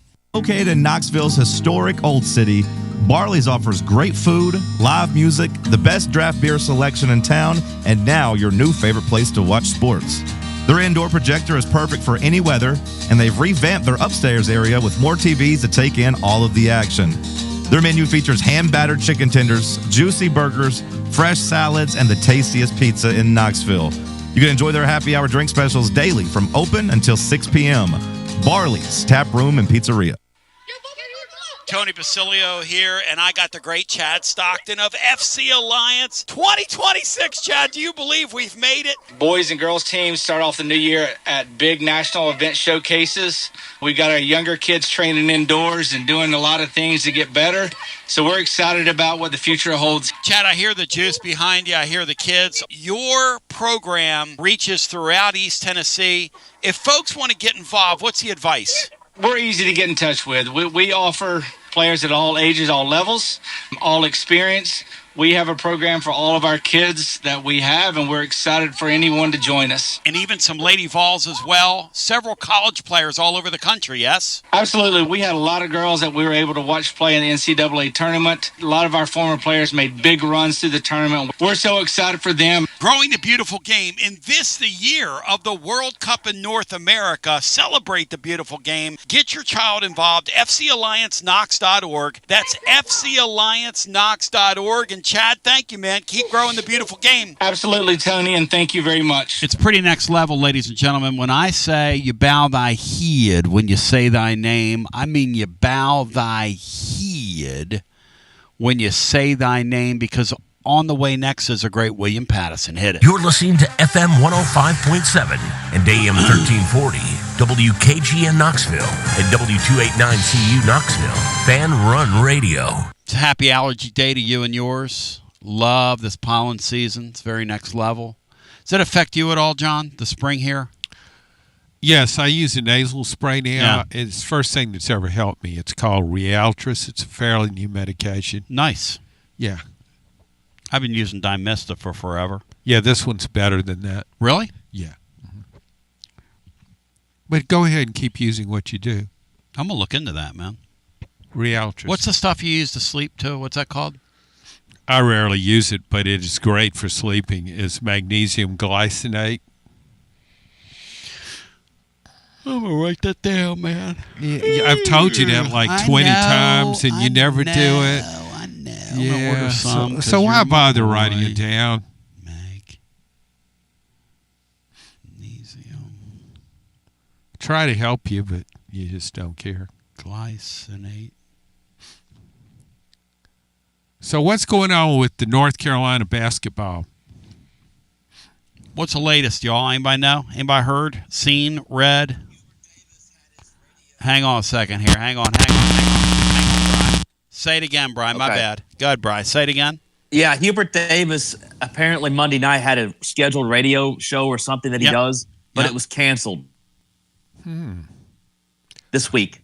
I wonder why. From what I read.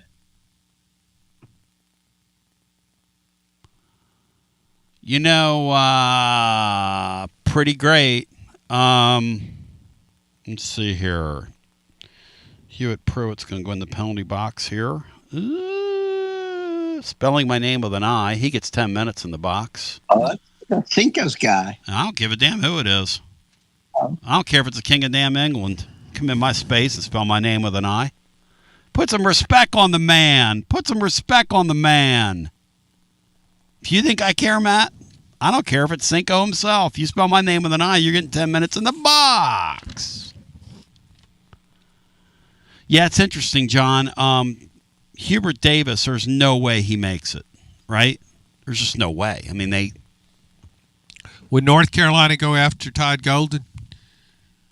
I think Todd Golden's going to get an opportunity there. He's going to get an opportunity at Kansas. What about Kentucky? Matt, would Kentucky, you think, do business with Todd Golden? I mean, their fans certainly would. Yep. I think that would be the best fit for him. There's a chance that North Carolina and Kansas both open, and that's 2 of the 5, maybe 2 of the top 3 jobs in the sport. Yep. Which, North Carolina never goes outside the family, so to speak. So they'd almost have to do that here. And that's why they're in this mess, because they stay in the family with their hires. But it's obviously not working, and there's not even anybody they could potentially sell to be that guy right now. Yep. That's what's interesting about some of these jobs. If Kansas opens and North Carolina opens, here's the truth for Kentucky. You're the 3rd best job open. I'd rather have a Kentucky job than North Carolina. I think, that is a good point. Duke. You're competing with Duke at North Carolina. Yeah, but you have to live with Kentucky fans 365 days with but you're biased, Matt. Come on. No, Matt Jones and those people really they're insane. They're insane. They care. Yeah, Matt Jones is about to fight a ref on press row for the program. What's Matt Jones's history? He went to Duke Law School. Really? A real Kentucky fan. Yeah. Went to Duke Law School and runs a sports bar. Runs OVW, Ohio Valley Wrestling. He is a really odd guy. You talk about an odd dude. He's way out there. Politically, he's real left. And he was going to run for office, and then he realized that it was going to affect his media thing, and it was very strange. Would you vote for him for anything? Probably not. But then he would have. But he's also a guy. Maury reminded me they got in the middle of ruining that ref's business, right, Matt? And that's a true story, right, with the Higgins guy. Yeah, the John Higgins guy. Yeah, that was really well known. It's been about a decade now, so I'd kind of forgotten about it, but we've talked about it a few times here in the last few months. He put your phone number to call in a post game. You guys. He did that too. So that checks. He did what? After they beat us the second time, he posted my personal cell number on the air on the Twitter. That's not really cool. That's a little strange. Yeah. That's all right. I mean, my personal cell number. You did post it yourself on the website. I have it published on my website in case somebody, wants to reach me. Oh, well then. But it's just odd to do that, and all these little sycophants attack me. It's just, I don't know. He's. You wouldn't post anybody's cell number. You wouldn't give it out over the air, would you? Hell no. I wouldn't get involved in something like that. Why would you do that to somebody? This is sports. We're having fun here, man. And some of the things those people said to me, I mean, of course, I screenshotted a bunch of them and sent them to friends because they were funny. Yeah. Yeah. Because to me, I just think I don't care, but just to do that, I mean, it's pretty low rent. But again, he's a little interesting. Let's go back to the phones if you want to get in the mix and in the hunt. But yeah, so he dipped his toes in the political thing, and then he got out of it, and so my thing about political stuff is I I stay away from it. I'm on a sports show. It's kind of what we do. I stay in my lane. I'm here to talk sports, bring joy to people, or, celebrate the highs, cry over the lows, but really just give people a refuge from all this nonsense. Hello and welcome into our next call at 865-200-5402. You're on our Tuesday edition, The Great John Adams, presented by Jennifer Morris, Next Move, SmokyMountains.com. You bow thy head when you say thy name. Hello and welcome in. You're on the air. Hey, Tony, it's Dave in Ackworth. Hey, Dave. Always good to hear from you, my friend. Hey, you too, buddy. Appreciate it. Hey, first off, I'll give you a difference between Matt Jones and Tony Basilio. If Tony had published Matt Jones's personal number and we were all calling Matt Jones, how do you think he would have responded versus you literally embracing it and laughing at everything that was being sent to you? Matt Jones would have lost his mind and tried to sue you for doing the same thing. Yeah, I think a guy like him would not would not have handled that very well at all. Wouldn't take that very well. I don't care. And you embraced it, which was laughing about it. I tried to figure out a way to get the calls on the air, because they just kept calling. I mean, literally one guy from there, John, called me 47 times that night. I bet that guy has a lot going on in his life, too. He's a happy man. Yeah. By the way, I want to thank him, Matt He is Jones. the mayor of Middlesboro. I want to thank all of Kentucky Nation for helping us get ready for the NCAA tournament. We learned from those two defeats how not to crumple. Y'all are almost like, practice games for the real season. We've been further than you now, 6 tournaments in a row. We basically are the best program this side of the SEC. Appalachia's finest. Appalachia, yeah. Thank you. Hey, I will give Matt credit though. He donated to West Rucker. Yeah, it's very nice. Which was pretty darn cool on his his part. Yeah. And I don't know if you've talked about it the first part of the week or Monday, but little Hank Rucker throwing out the first pitch the other night was just absolutely adorable. What a cute little kid. Oh my gosh. And what a great moment. And a kid that's been through a lot already in his young life. That is, that was really precious, man. That was unbelievable. Yeah. And I'll say this, speaking of Kentucky, I can't explain to you guys how much more I'm enjoying this week, knowing that the Sweet 16 game is not Kentucky this year than I was last year. I was miserable the entire week thinking, we're going to lose to Kentucky a third time in the Sweet 16, and I'd feel the same way if we were playing them again. I know we probably have a good chance of beating them the third time. Yep. I didn't want any part of that, though, Tone. I didn't want any part of it. I'm actually enjoying this week. It's all gravy. It wouldn't have been gravy if we were playing Kentucky. Would you have pulled for? Did you pull for Kentucky against Iowa State? Let me tell you something, John. I'm married to a Kentucky fan, and there is no one I want to see win less than Kentucky. And it's not because of the way she is. She's cool. She's a cool Kentucky fan. I can't pull for them under any circumstances. I wanted Iowa State to win that ball game. So even though it might have been to your benefit if Kentucky would have won the game, you couldn't. And so that backs up my theory. We were talking earlier about Alabama. How Tony was saying Tennessee fans should be pulling for Alabama against Michigan because certainly Alabama would be an easier challenge in the Elite Eight for Tennessee. And but you're saying you couldn't pull for Alabama either, I guess. Well, I don't feel the same way about Alabama basketball that I do Kentucky basketball. But I will say this I think from that perspective, I'm not going to sit there and openly cheer for Bama. But if Bama beats Michigan, I'm certainly not gonna be upset about it. Oh, I want that bracket to open up. I'm gonna think like a winner Friday night, and thinking like a winner is I'm cheering for Alabama because we will beat them. We will beat them in the middle of the squared circle in the 8.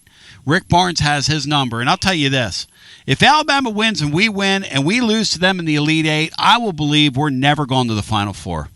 Yeah. You agree But with here's that, the thing Dave? I would You like agree to with do. that, Dave? Well, yes, yeah, because here's the thing that's frustrating. Every year that I felt like, oh, here we go, we're going to win. Yep. And get to the Final Four, it opens up, something happens that opens it up. Yep. We get crushed. We get crushed. That's why I wouldn't mind Michigan going and that's playing Michigan, because we can exercise multiple demons, not only playing in Chicago, but also playing against Dusty May. That's some major demon exercising going on right there. So Loyola and what was it? Florida Atlantic. Florida Atlantic was in. No, that was in Madison Square Garden. Yeah, but Dusty May was the coach. Dusty May was the coach. Whoa! Yeah. Thank you. Come on, That's Tom. good. Thank you. Yeah. Okay. Brian will be on pins and needles for that game. The problem with Sunday. Michigan, though, us playing them is we have zero chance in that game. No offense to anybody listening to me.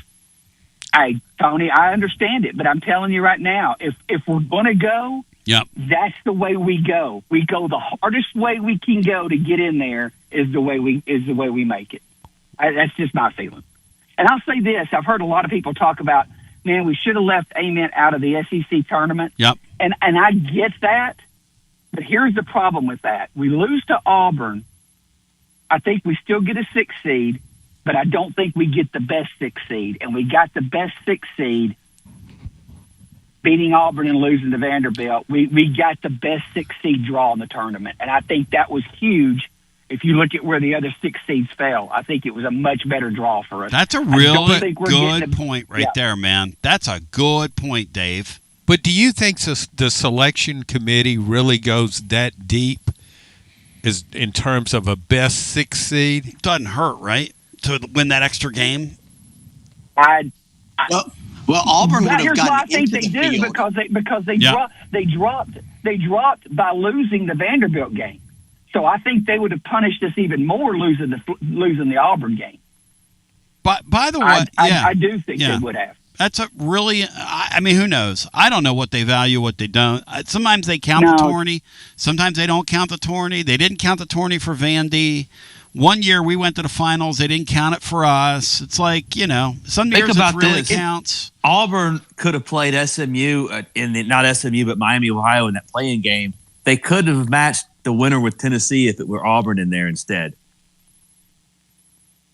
See, I think we're even getting a bit different draw there. If Auburn would have been there, they wouldn't have put us there against Auburn to play a week later. Yep. So who knows what we're getting in the next round? That's right, and that's how the impact. That's really the impact on the tournament. Now that is true. That loss probably kept Auburn out. That's a shame for them too. Well, I just thought that I understand people talking about Amen and that tournament. And here's the thing: I think you're going to grow a pair and force the NCAA or force whomever or say we're going to finish our tournament on Saturday. We don't care what you say.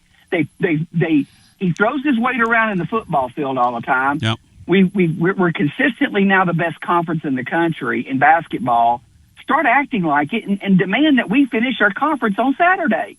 It hurts the conference. It hurts the teams. It hurts the players. It hurts everybody to not have that extra day. I don't understand it. Absolutely remarkable. Thank you, my friend. Good talking to you. Appreciate it, Tony. Thank you, brother. Really interesting. I was going to ask Mark Griffin this question, but I want to ask you guys, what are the chances that Tennessee and Alabama will have an Illinois Saturday night before they play an Elite Eight game the next day? I think that's a better question for Mark Griffin, Brian. What is the question? What are the chances that Tennessee and Bama both win on Friday and like pull upsets Friday? I think Kim Caldwell has a better chance of keeping her job. A better chance of keeping her job than what? See, John didn't even hear. See, Bri? Now we're bearing down. John was giving me that look. You're not listening, John. John? They can have an Illinois Saturday night. Well, I was time. That was pretty masterful instead of me, of a Tennessee John. Saturday night. I don't what know, is Brian man. even saying? At this point, I don't know. You know what it's like? It's like that old Beavis and Butthead thing where they would go words. Like the teacher would start talking and it would confuse them. Like He's up there drawing on the board, and then Mike Judge is so smart to go words. Because really, when you're a bad student like I was, and somebody's teaching on the blackboard, you just don't even hear it anymore. It's words.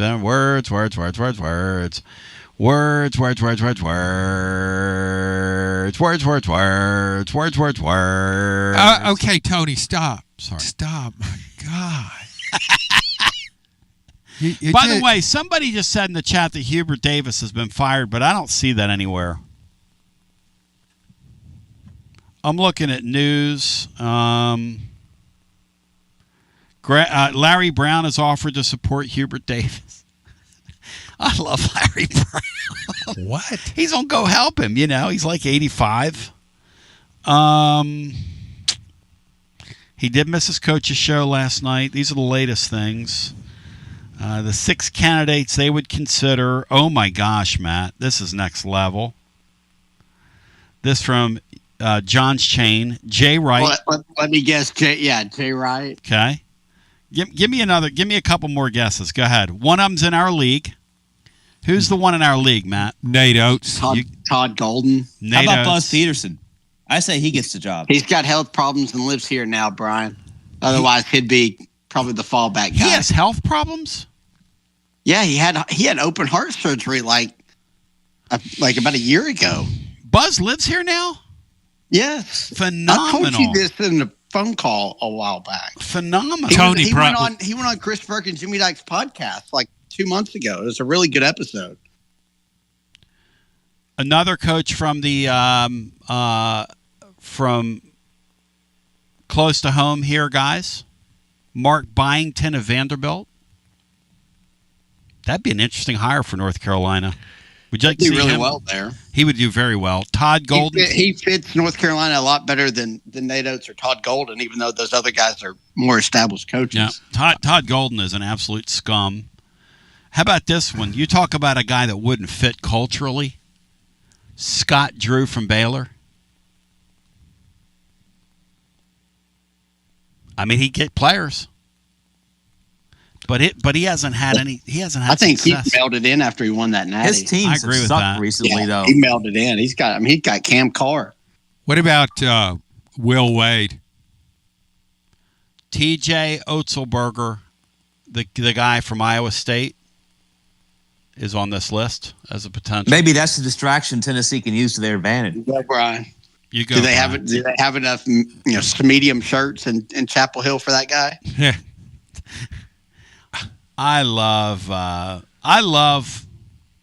when you're in a market, because there's pro like North Carolina sheep media, right, that are going, he's not getting fired, or he's really a good coach, and then they cancel his radio show, and there are talk show hosts over there, because I feel sorry for these people that have to do this in this market, and they're like, nothing to say, and Butch Jones is a great guy, and then the minute they get fired. The minute they get those, what am I going to say? Yeah. What do they do? No. He's terrible. He couldn't coach. He didn't get along with players. He didn't recruit the right people.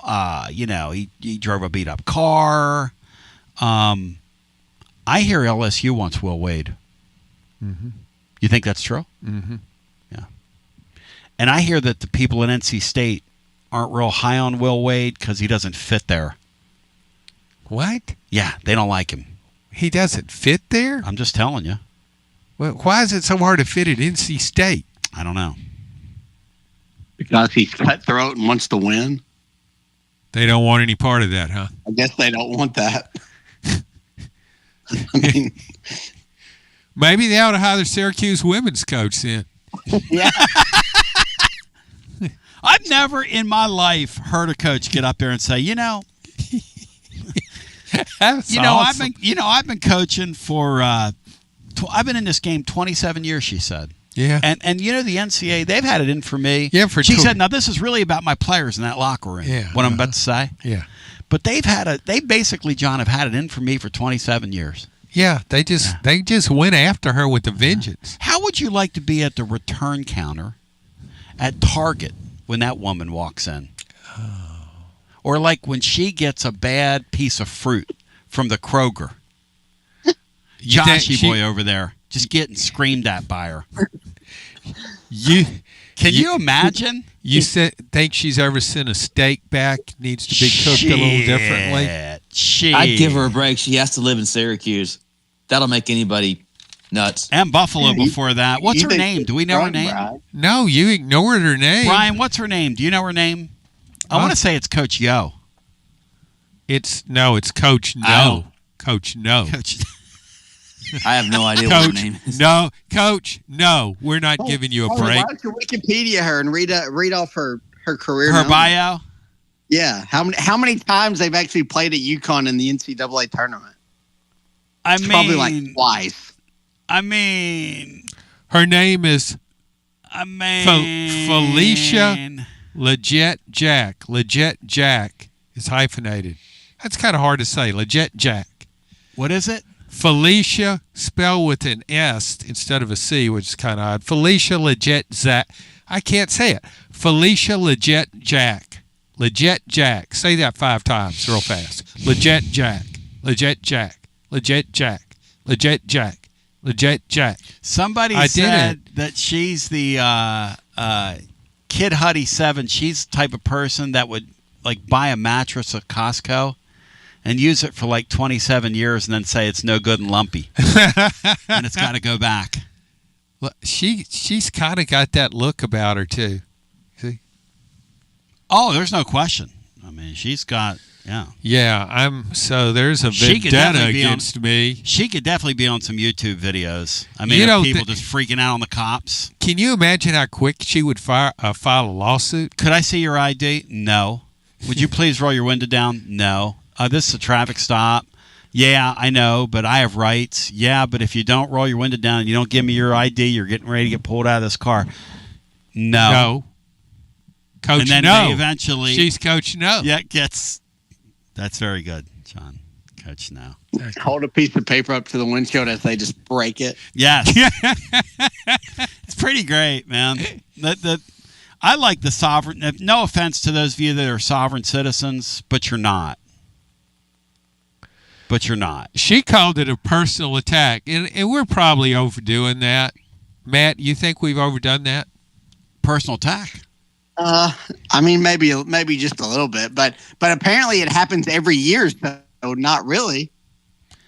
Back to the phone, yeah, and like Michael Mote says, then they say to the cops, "Are you raising your voice to me?" It's like here's a little nugget when the police stop you. You're not in charge. I bet we've got sovereign citizens in the YouTube chat. Oh, I bet no you've question. got a bunch of them. It's like this.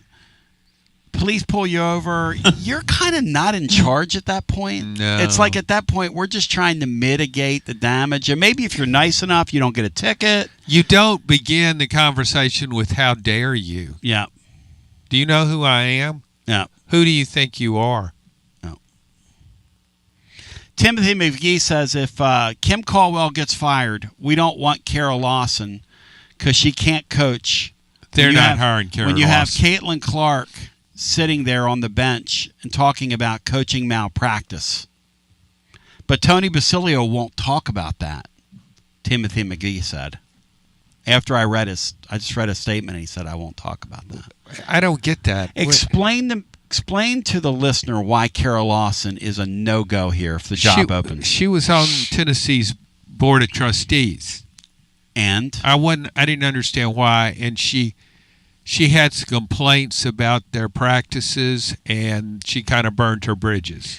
She was Coach No on the Board of Trustees. Yeah.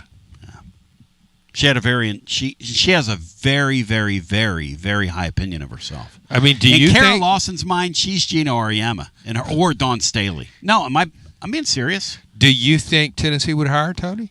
There is not a chance. I think I would have a better chance of getting the job than she does. If you wear that hat, you get the job. She spent time with Brad Stevens in Boston, working with the Celtics a couple of years. She did. That's true. Yeah, and she has that experience. Maybe $1.50 would get you a cup of coffee. I don't know. At the Ken Show? I mean, what are we talking about, Brian? Trivia question.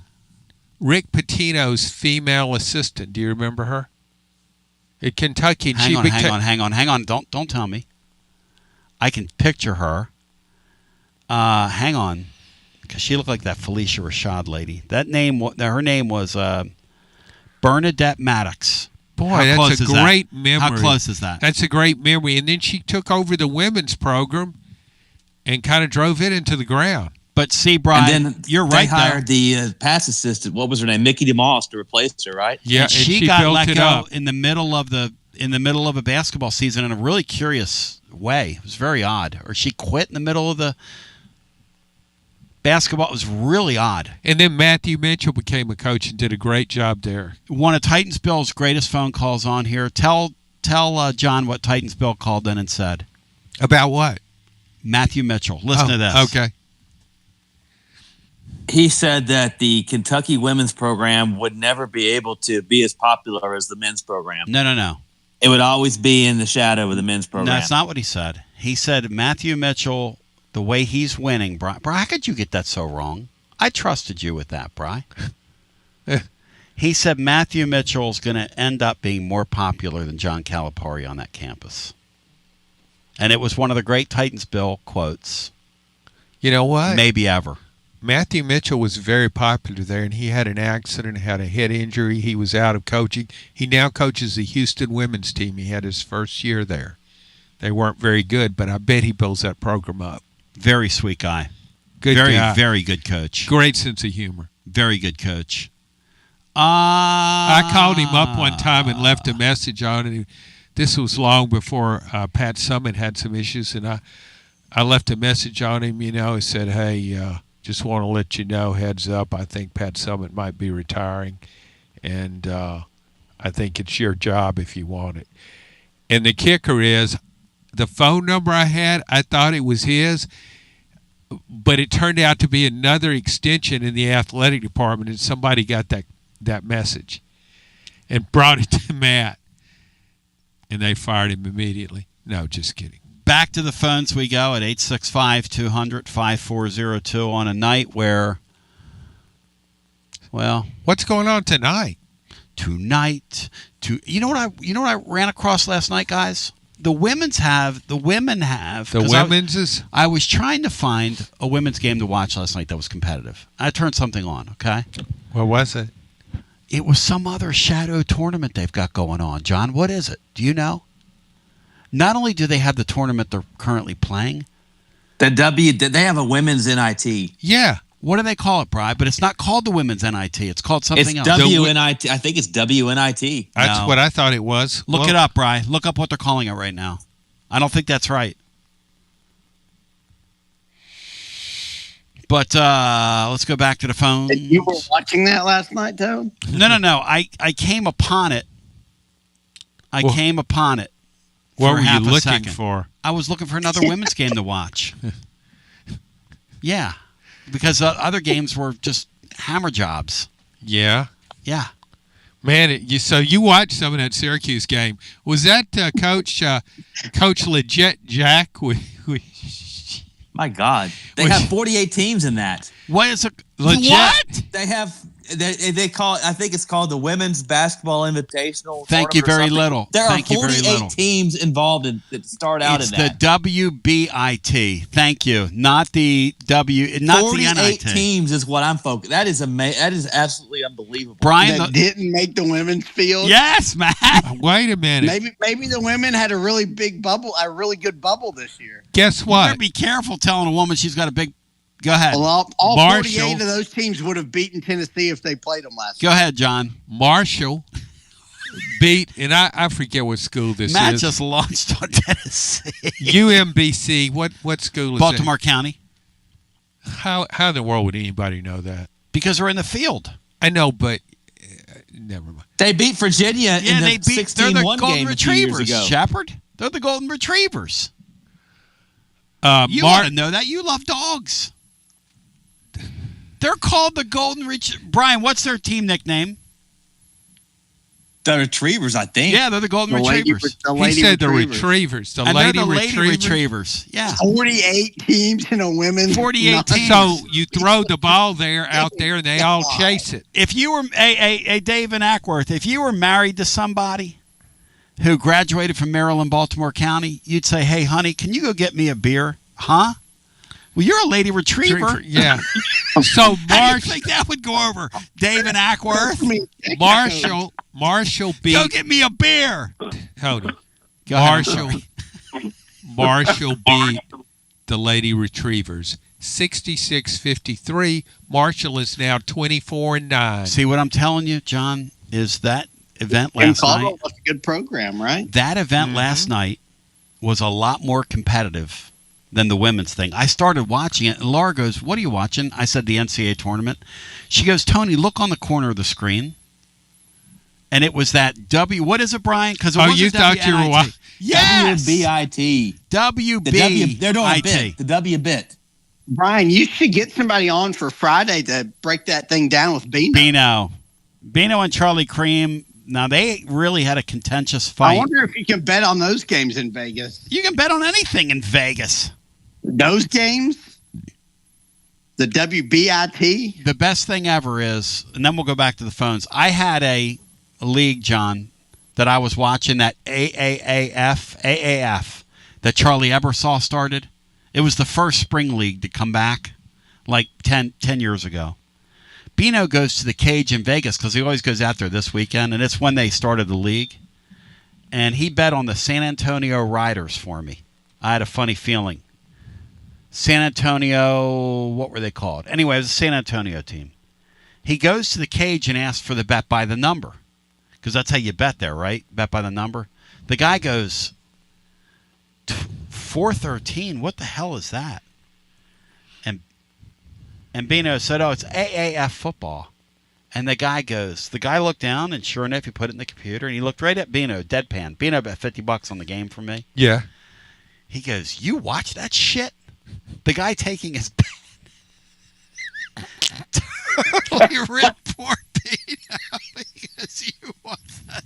And Bino tried to explain to him that he was betting for a friend, and the guy wasn't buying it. Of course the guy not. was like, "Yeah, sure. Yeah. Sure, it's for a friend." Yeah. Just like whatever, you got. How dare you do that to Bino, Tone? How dare you? You bet on that shit. Just ridiculed him. And Bino tried to explain. It's for a friend. And to that, I guarantee you that guy always tells a story about the guy that bet on AAF football. So which job would you rather have? Kansas, Kentucky, or North Carolina? Talk show host in Knoxville. Hello and welcome into our next call. Tony, it's Zach. What's up? That's man? my dream. This is my job. Yeah. I'd rather have. Zach's calling to offer you one of those three jobs, but you're staying where you are, is what you're saying. Yes. I'm happy where Tony, I'm at. I can get you a job here in Elizabeth and lawn care if you're interested. See? Can't Really? be happy. I wouldn't make it in lawn care, Zach. Do you provide the equipment? No, my friend, he's got those $20,000 X-Mark mowers that, it's funny when we were little kids, and probably, Tony, you're the same way. You could make some money if you just had a push mower, but now you're competing with these guys that have like 20,000 mowers, trailers. The no-turn thing, yep. Those guys have really, like everything else, it's going way corporate, man. It's crazy. Jeez.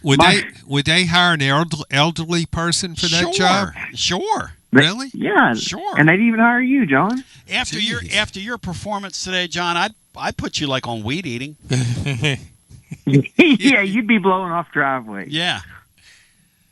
But no, I had a girlfriend in high school who actually had a retriever that did the tennis ball thing. Her name was Lady. They called her Lady, and she would go probably like this girl had a very long driveway that had a switchback, and they'd throw that tennis ball down, and she'd go about 150 yards and bring it back up the hill. It was That's an awesome girlfriend. You had a girlfriend wait that a minute. retrieved tennis balls? not my girlfriend. Your girlfriend did the chase the Yes. The girlfriend chased the tennis balls? Yes. She was a UMBC graduate. yeah. She was a retriever. Okay. Right. My favorite thing about those retrievers, Zach, is that gene is so strong in them that they will literally run till they die. Like those dogs, that's their favorite thing in the world to do. Chase that ball, and that is just pure happiness to that animal. And sadly, that's what happened to Lady. She there was a busy road at the bottom of their driveway. I was like, y'all better be careful. Oh no! And Come one on, day, jeez. Zach in for Titansville right now, and then they drank cow's blood. But yeah, you could just throw your hand. You could just move your hand, and the dog. She thought you were throwing the ball. But I got two things, and I want. Tony, I was hoping you could help me with a data point to make about a $3,000 financial decision. Brian's got you. Brian, ask Tony if his son had a miserable airport experience. Oh, it's awful.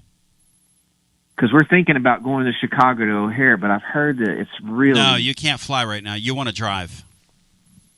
Okay. Anthony was stuck in an airport for close to 24 hours. Oh, my God. Adam Sparks spent the night in the Chicago airport. You don't want to fly there. No, it's the deal right now, especially in the major cities. They're down several. The TSA people? They're down several of them. You'd be better off taking a Greyhound. Yeah, you really would be. Might be. Well, you know, it's not a bad drive up there. On down. Oh, it's a bad drive for you. That's probably, what, a 10-hour drive from where you are? Yeah, because we got to come down. We got to come down kind of into Knoxville and then hit 75 and go up through Louisville, as they say. Yeah. And then I've driven that drive once, but when you supposedly make that drive, there's a hack though. You can check in at the international gates if you have pre-check or pre-check, whatever. yeah. And, yeah. All right, well, because I was literally getting ready to, here in the next 24 hours, buy tickets. And Good gosh. I don't know. Yeah. Do you guys think, just on an actual sports notice, do you think Gillespie's rounding into Walter Clayton for him and he can shoot us through? I mean, is this happening? Yes, this is happening. It kind of looks like it is. It is happening. Gillespie had the clutch gene the other day. He Gillespie did. was out of his mind the other day. He hit that long three ball. That's listen. That little amazing. baby hook shot that my boy Estrella threw up, who I love and have served all these years, and then that three ball he hit from the corner, and then when you see Boswell deposit 4 3 balls, that's the stuff of a team of destiny. How about Jalen Carey getting double figures? I mean, amen. Against when I said. Me, all-knowing Tony, the windbag, said that he couldn't function against that team. Barbara Streisand, he couldn't function. Played like a champion out there. Yeah, he rose. He rose up. Well, I don't get happy. He was stuck to the floor, but he made shots. Yeah, I was going to say, not off the floor. So, what about Brown? Maybe it's time for him to step up in a game. No question. This is a team. This could be a Brown. Yeah. Yeah. Well, I just, we saw what happened with that Florida team this year without Clayton. They rolled through the regular season kind of, but without Clayton to kind of give them that pop. He was, he's why they won last year. And you could see it. So maybe this could happen, but well, yeah. Okay, so I guess I'm not flying. I appreciate the info. That's good travel information. Well, right here on the Basilio show. I'll tell you another thing we will do as the show goes along is pair people. Okay. The thought just occurred to me. Like Zach in E-Town, if you and your son are going to go and you want to get paired with somebody else, I can pair you together. If you're listening to me in Morristown and maybe you want to ride up with one of our listeners and call me from a locale and say, hey, I'm leaving Tony, and let's try to – and maybe we'll make friendships. I heard that is it true? I heard that Titans Bill was organizing a bus trip. You could get aboard there. Only if he's driving, John. Only everybody if Bill's gets free driving. frappuccino. What about a tarantula sandwich? Yeah, I mean, who's not hungry for that? Thank you, guys. Friends forever. See you guys. That's right. Maybe Coach Legit Jack will be taking a bus load up there. You know what Legit Jack would be? She'd be in the back on, are we there yet? Are we there yet? She'd be up front keeping the driver awake. With stories of how the NCAA has it in. John, we're living in an era where we've got such an entitlement mentality in this world God, it's just that sickening. A coach who knows when I walk on the floor in my business, it's a meritocracy. thinks the world's against her. That's the craziest. Now lunatic stuff, John. Knowing that, you know what you ought to do, Tony? What's that? Next year, yeah, when they lose a game on your show, yes, you should call up the women's basketball office in Syracuse and say something like, "Man, those officials really had it in for you guys and Coach Legit Jack." I want to get her on, or we could call tomorrow. Here's the thing. Should we get her on Friday? You need to. What you need to do, you need to get her on and just play it straight and sympathize with her and get her to bring it out. Yes. Because you've got a peg. You're here in Knoxville, the Lady Vols. They can't beat UConn. Yeah, we can't stand him. And it was no. We hate Gino. Finally, somebody's telling the truth. Yeah, finally somebody's telling the truth about Gino. And here's the other thing. And just play it straight. Yeah, and do it straight and say, Coach, I really thought you got some bad whistles in that first half. Yeah. Early in that game, it could have gone your way. Yeah, when you were trying to get some momentum before it got out of hand there. You come play with 5 players was very unfair. Hey, that 65 15 score was not indicative of how well your kids 65-12 of how well your kids played. No, if a couple of calls had gone the other way early, that women's basketball totally different game. Totally different game. Hey Matt, can you imagine being on the Orange Hotline Garza Law extra innings after your team is down 65-12 at halftime? I would send a tweet out and say, ladies and gentlemen, boys and girls, children of all ages, the post-game show is starting right now because that game is over. And it's ending when the game ends. Yes, and we're going off. When they go off, we're going off because somebody If went they can off get on within them. 50, we'll stay on. Yes. I wonder what the spread was for that game, like 25 probably? I think it was over 30. Maybe 35. It is so unbelievable, Andy. I'd like to see her drop that legit hyphen and just go by Jack because you could use the name more as a verb than using All right. Next round, John. Uh-huh. Let's do a little fun thing over here. I'm on VIP play. You can gamble on all this stuff, as we know. Number 4 seed North Carolina versus number 1 seed UConn. This is in the round of 16 now. What's the spread? I would say UConn by 27. 27. That's exactly right. I got it just right? Yes. Jeez. Number 4 Minnesota versus number 1 UCLA, who I love. I love that UCLA team. UCLA by 23.5. 18.5. Indicative of a game that's very, very close. All right, John. Number 5 Kentucky versus number 1 Texas. I would say Kentucky by. I'm sorry, South Carolina by. Texas. Good gosh. Rematch. Yep. Texas versus Kentucky. I would say Texas by 13. 16. 15.5. I'm sorry. 15.5. Number 1 South Carolina. Number 4 Oklahoma. Oklahoma beat them during the regular season. Yes, they did. And the line indicates that. I would say South Carolina by 17. 18.5. Yeah.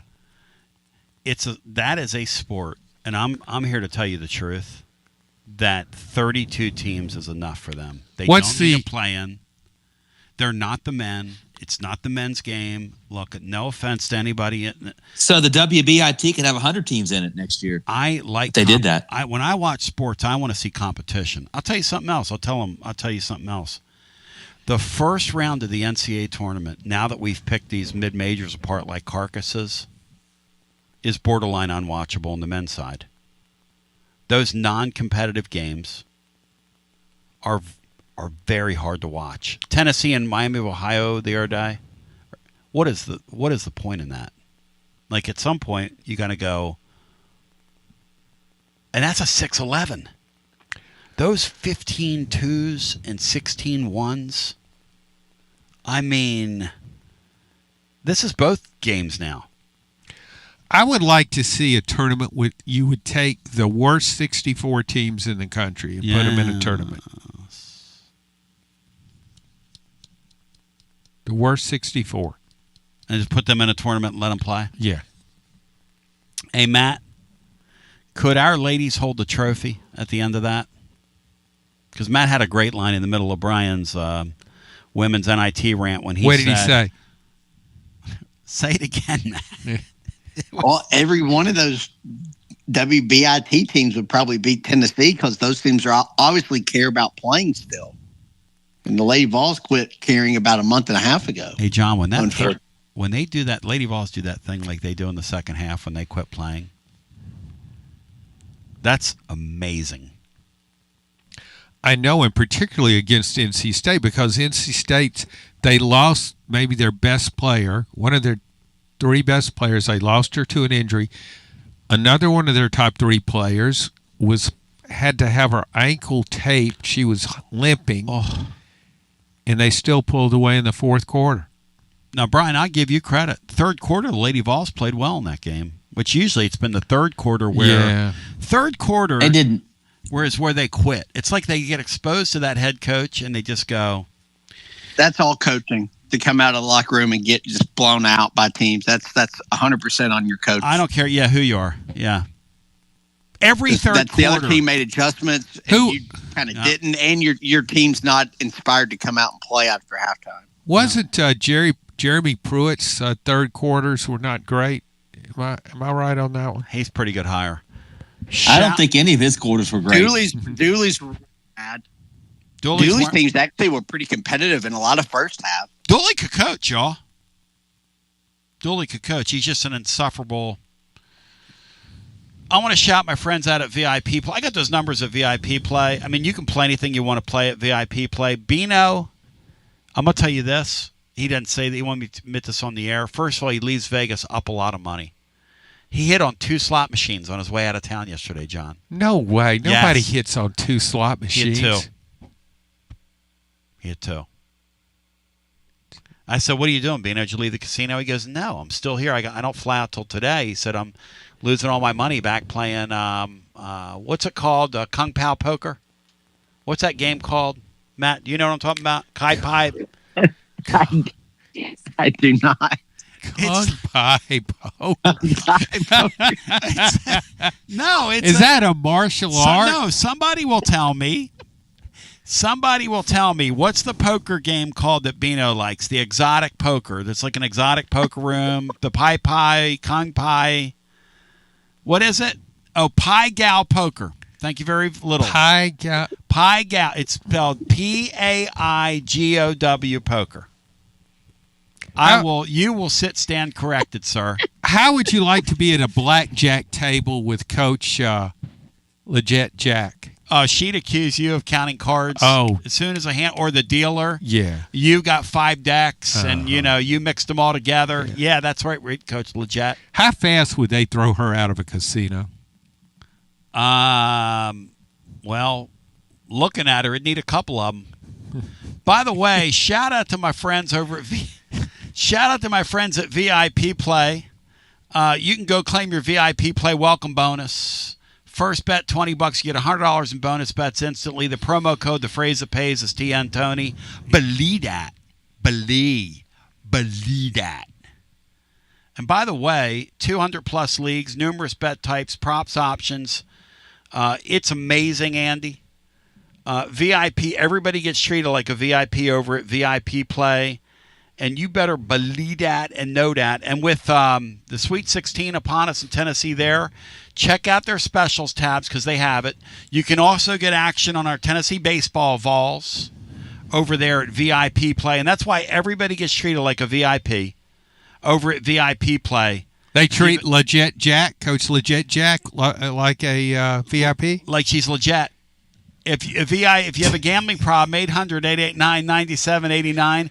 21 and over, located in the state of Tennessee to place a bet. She's too legit to quit. Yeah, she's too. Well, no, She's too legit, and she quit. Too legit, she quit. Too legit, she quit. Imagine you're the kids in her locker room going before when they got those comments from her. They're on the team bus and they're looking at their phones. You got to get that. I'm about to be on the phone. Yeah, you're on the phone. Who's trying to get in your phone call here? We'll take a picture. You are on the phone. There I go. You're on. Welcome in. This could be a great call here. Yeah, hey, welcome in. What's going on? You got is that the Popo? Hold on a minute. Is that the Popo? That sounds like the Popo. There's a siren in the background. It's the Popo. Tony. Yeah, is that the Popo? Yeah, this is Brian from Nashville. Hey, Brian in Sorry Nashville. about that. Welcome We're down here in Anna Marie Island in Florida. All right. It's absolutely beautiful down here. Never been here in my life. What are you doing listening? I didn't mean to have that intro like that. No, that 20 seconds there, Brian, was Visitors never Bureau get it back, stuff. will you? Yeah, that's You'll Visitor never get Bureau. it back. That's Convention and Visitor Bureau stuff right there. Makes me want to go. Thanks for holding on. Anyway, hey, look, I'm really excited about our chances to getting to the Elite Eight. Mm-hmm. So I'm drinking your Kool-Aid, what you've been talking about. Mm-hmm. Especially if their guard is hurt, what they say he is. Well, that kid is. He's a forward, actually. He's a forward? Yeah, he does everything. Yeah, Hey, look, shows you what I know. No, Brian. Their point guard is a guy. He's a lot like ZZ from last year, but he's a guy that. He's a little bigger. He's a bigger version of ZZ. Tough kid, though. Brian, are you on a party line? No, I'm on speaker. Hang on. I know it's a no-no. Hang on. No, Brian, you sound good. Stay right there on that No, speaker. I'm hearing another voice, Tony. I like that. Oh, that's the two girls I'm with. They're shopping while I'm just out here looking at all the sights. It's absolutely beautiful. It's a lot prettier than Nashville, I can tell you that. Wow, Nashville. Man, Nashville's really gotten overrun with that traffic, buddy. Oh. And here it's... You got to live there.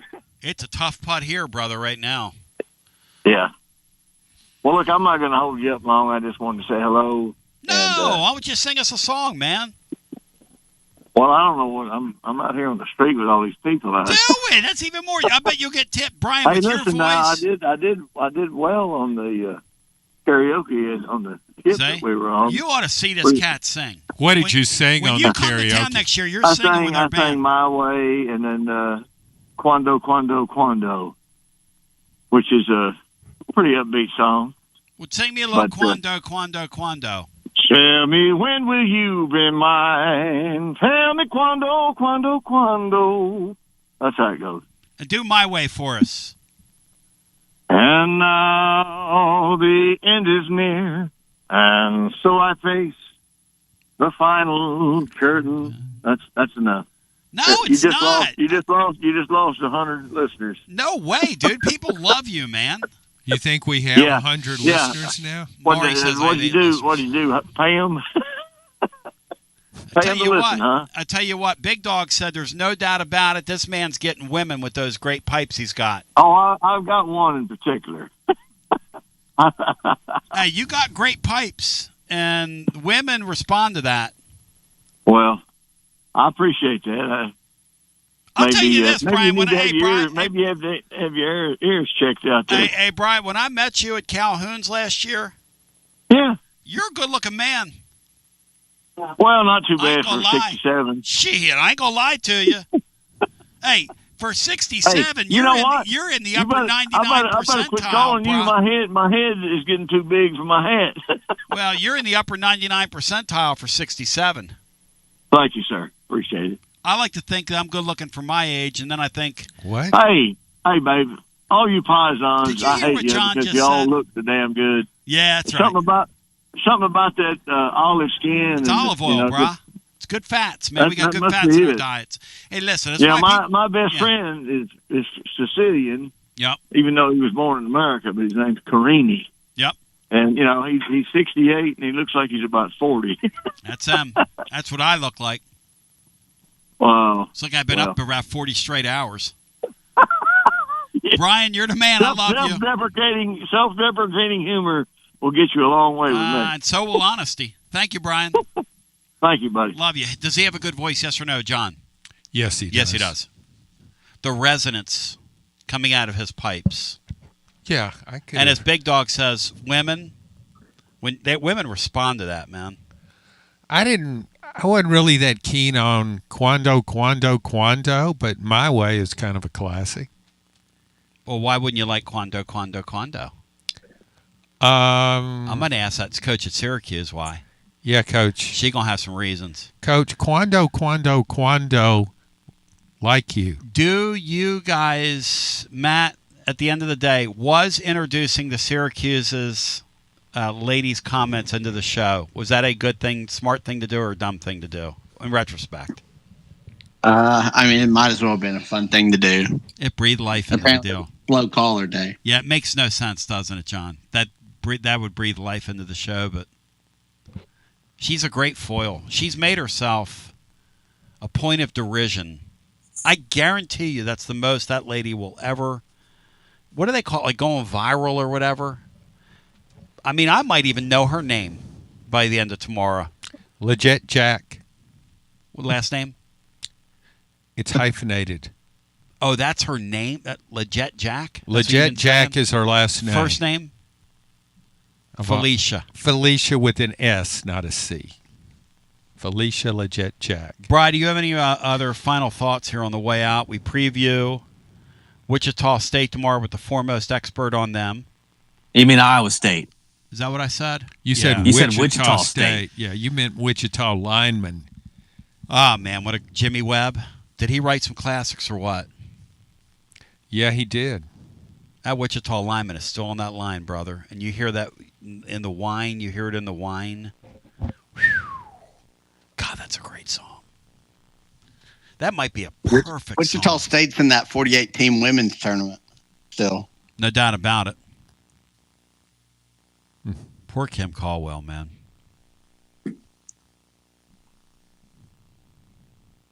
John, when we talk next week,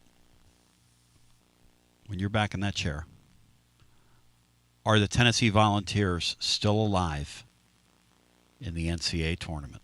No. Well, so much for ending on the up. Till we meet again, for all those behind the scenes, I want to thank Jennifer Morris, NextMoveSmokyMountains.com. I want to thank Bry for his incredibly hard work, and Matt Diskin, who carried the blog today. Wichita State. I got Wichita State on my mind for some reason. I don't know where that came from. But I love you. I appreciate you. Hope you have a Dwight Gooden. And peace on the streets. Love you. GBO. And shout out to my man, Casino Bino. Yep, he had 2 jackpots yesterday, John, on the slot machines. That's crazy. It's crazy. All right, let me go here. Let's see. That was fun today. All right, hang on. Let me play the show back. Those of you listening and, oh, yeah, the Syracuse women's coach. That was, what? Oh, the entire...